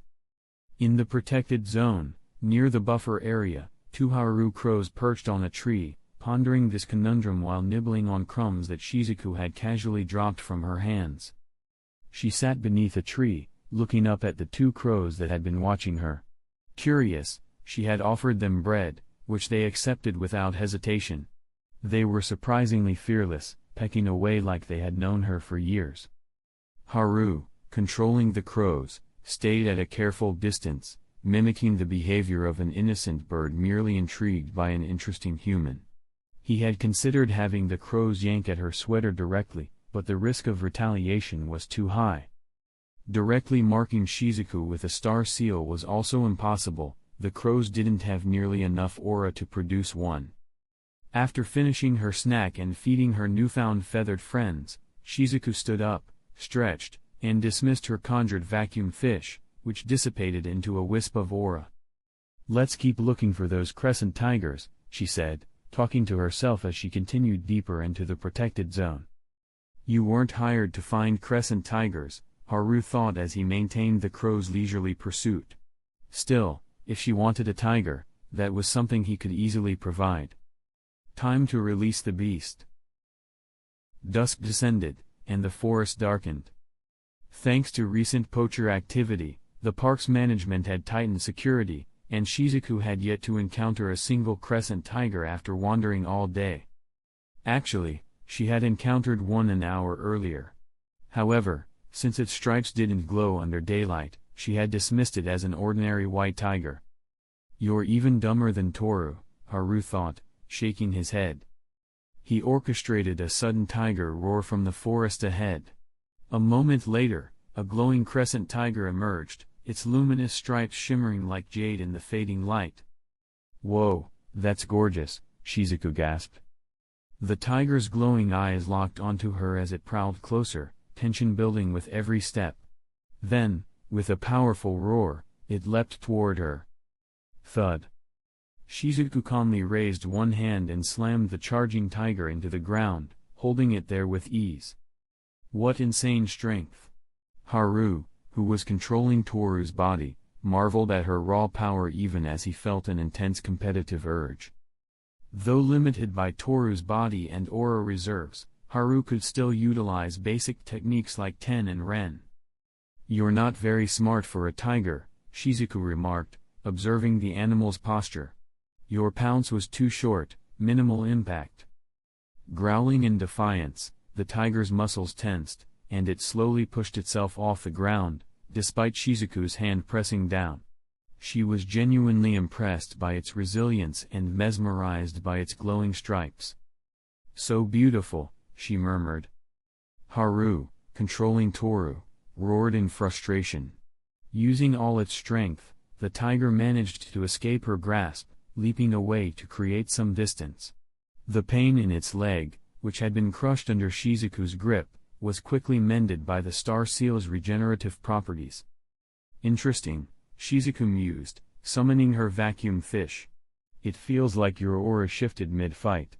Let's see what happens when I... She didn't finish her sentence, but the implication was clear, she was about to knock the tiger out cold. Toru, unwilling to back down, charged again. Before Shizuku could act, two crows swooped in, cawing loudly and flapping their wings in the tiger's face. Startled, the tiger recoiled and retreated into the woods. Guess I scared it off, Shizuku muttered, watching the tiger limp away. Haru sighed in relief.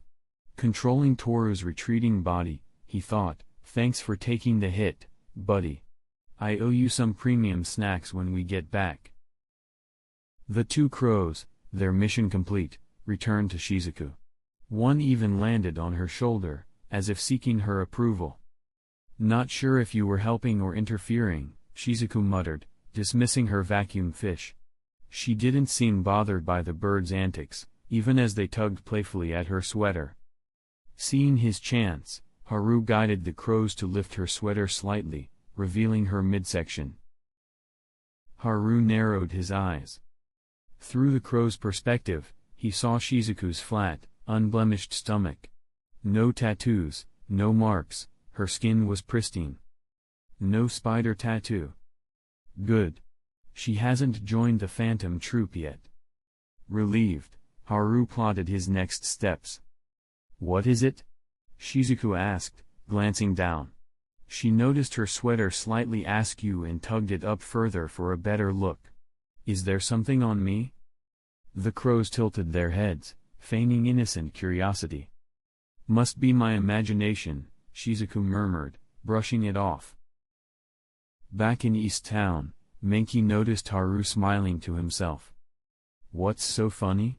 She asked, narrowing her eyes. Nothing, Haru replied nonchalantly.